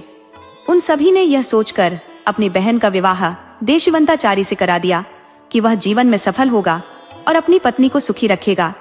लेकिन विवाह के बाद भी देशिवंताचारी ने अपने स्वभाव में कोई परिवर्तन नहीं किया। वह दिन भर इधर उधर घूमता और कोई काम नहीं करता। धीरे धीरे उसके ससुराल वाले भी उसकी इस लापरवाही से खिन्न हो गए। एक दिन उन्होंने कड़े स्वर में कहा, यदि तुम इसी प्रकार आलसी बने रहोगे तो अपने परिवार की देखभाल कैसे करोगे? अब या तो कोई कार्य शुरू करो या फिर अपनी पत्नी को लेकर यहाँ से चले जाओ। उनके कठोर शब्दों ने देशिवंताचारी को सोचने पर विवश कर दिया। जीवन के इस मोड़ पर क्या वह अपने आलस्य को त्याग कर कुछ सार्थक करेगा, यह देखना शेष था। देशवंताचारी इस बात पर अपने सालों से चिढ़ जाता है। एक अलग मकान किराए पर लेकर पत्नी के साथ रहना शुरू करता है। बीवी अपने भाइयों के यहाँ से दाल अनाज लेकर आती है, उसे पकाकर खिलाती रहती है। यह तरीका भी कितने दिन चल सकता था। फिर वह भी इसके इस व्यवहार को देख थक जाती है। कहती है, तुम अपने को शिल्पी कहते हो, कुछ काम नहीं करते, मेरे भाइयों के साथ मिलकर कोई काम क्यों नहीं करते हो। घर वाले की यह बात सुन देशवंताचारी अपने को अपमानित महसूस करता है। अपने सालों के साथ लकड़ी लाने जंगल में जाता है। वे लोग पेड़ की बड़ी बड़ी शाखाओं को काट लाते हैं तो वह छोटी छोटी डालियों को काट लाता है। उसकी पत्नी उससे पूछती है कि मेरे भाई लोग तो बड़ी शाखाएं ले आए हैं, फिर तुम क्यों इतनी छोटी डालियों को काट लाए हो। देशवंताचारी अगली सुबह देवरत्न नामक एक पलंग बनाता है। पलंग के चारों पामों पर 4 गुड़िया बनाकर उन्हें उपदेश देता है। फिर उन सब को खोलकर लकड़ी के गट्ठे जैसे बनाकर 4 कोनों पर उन्हें टिका देता है। लकड़ी का गट्ठा देखकर वह हंसकर कहती है, तो रात भर तुमने यही काम किया। कोई बात नहीं, एक काम करना, किसी से मत कहो, मैं इसे ले जाकर बाजार में बेच आती हूँ। फिर देशवंताचारी अपनी पत्नी की असमर्थता को देखकर खुद ही वहां से लकड़ी को बेचने निकल जाता है। वह यह बोझ उठाकर राजमहल के रास्ते से जा रहा था। वहां एक महिला लकड़ी का गट्ठा देखकर उससे उसका भाव पूछती है। इस पर देशवंताचारी उससे कहता है, तुम यह नहीं खरीद सकती, तुम्हारे राजा अगर आकर खरीदना चाहे तो ठीक होगा। वह महाराजा के पास जाकर लकड़ी की बात कहती है। महाराजा फिर उसका अता पता पूछकर भाव पूछता है। देशवंताचारी यह कहकर कि अभी मैं भाव नहीं बताऊंगा, इस गट्ठे को खोलकर लकड़ी को संजोइए, 4 दिशाओं में 4 अमरदीप जलाकर इस पलंग की पूजा कीजिए, फिर हाथ में एक कलम पुस्तक लेकर इस पर लेट जाइएगा। उन्हें लकड़ी का गट्ठा सौंपता है। राजा उसी बात मानकर चारों दिशाओं में 4 दीप जलाकर कलम पुस्तक हाथ में लेकर लेटता है। उस 4 कोनों पर रखे पलंग के पामों पर रखी गुड़ियों में से एक गुड़िया इस तरह बोलती है, बहन सुनो, मैं बाजार जाकर घूमकर लौटने तक तुम जरा मेरी जगह पर अपना सहारा दे देना। गुड़िया ने वैसा ही किया। ये गुड़िया बाजार में घूमकर लौटी तो तीनों गुड़िया उससे बाजार की खबर के बारे में पूछती है। ये गुड़िया जवाब देती है कि वहां गौशाला में एक गाय थी, उसका बछड़ा गौशाला के दूसरे दरवाजे पर था। गाय उससे कहती थी कि यहीं पास में एक बां भी है, तुम वहां जाकर सो जाओगे तो तुम्हारी भूख शांत होगी। ये बात सुनकर राजा सब लिख लेता है। दूसरी गुड़िया अब कहती है, मैं अभी आ जाऊंगी, मेरे कोने पर तुम सहारा देते रहना। तब वह गुड़िया पूरे शहर में घूम आती है। उसे आगे हनुमान मंदिर दिख जाता है, वह वहीं जाती है। मंदिर के आगे 3 हाड़ी सोना रखा होता है। उसे गुड़िया देखती है। फिर वह राजमहल लौट आती है। तीनों गुड़िया उससे पूछती है कि तुमने क्या क्या देखा। वह जो जो जवाब देती है राजा वह सब लिख लेता है। अब तीसरी गुड़िया की बारी आती है। वह भी उसी तरह सहारे की मांग कर शहर में घूमने जाती है। महाराज के महल के पीछे एक बड़ा घड़ा होता है। उस घड़े में विक्रमादित्य के दरबार की एक कुर्सी दिखाई देती है। वह देखकर वह महल लौट आती है। आते ही तीनों एक साथ पूछती हैं कि बता, तुम क्या देखकर आई हो। उसने जो जो देखता था वह सब तीनों गुड़ियों को कहती है। राजा वह सब लिख लेता है। अब चौथी गुड़िया की बारी थी। वह भी इसी तरह कहकर निकल जाती है, शहर घूम आती है। उसके लौटने पर बाकी गुड़िया उससे भी पहले जैसा ही प्रश्न करती है। गुड़िया ने जो जो देखा था वह सुनाती है। शहर के पूरब में एक देवता है, वह 100 फीट के भीतर है। उस देवता के आगे एक घड़ा भर दीनार है। वह चाहती है कि वहां एक मंदिर बनवाया जाए। यही बस मैंने देखा और यह सब सुनकर आई। महाराज ने वह सब लिख लिया। अगली सुबह महाराज कामगारों को ले जाकर घड़े को खुदवाता है। वहां अनमोल मोती उसे मिलते हैं। वहां से हनुमान जी के मंदिर जाता है। 3 हाड़ी सोना उसे वहां पर मिलता है। फिर राजमहल के पिछवाड़े जाकर सोने का सिंहासन निकलवाता है। फिर शहर जाकर गौशाला की बांभी के पास जाकर रत्नों को निकलवाता है। राजा अब देशवंताचारी को याद कर उसे बुलाकर मोती माणिक देकर सम्मान करता है। 12 घड़ों में जो सोने के सिक्के मिले उनसे वहां पर एक मंदिर बनवाकर देशवंताचारी को पुजारी बनाता है। यह खबर उसकी पत्नी को भी मिलती है। वह भी आती है। खबर सुनकर उसके सभी भाई उसके पास आते हैं। उसका ऐश्वर्य देखकर मूर्छित हो जाते हैं। वह उन्हें भी सोना संपदा देकर घर भेजता है। पति पत्नी सुख से जीवन जीते हैं।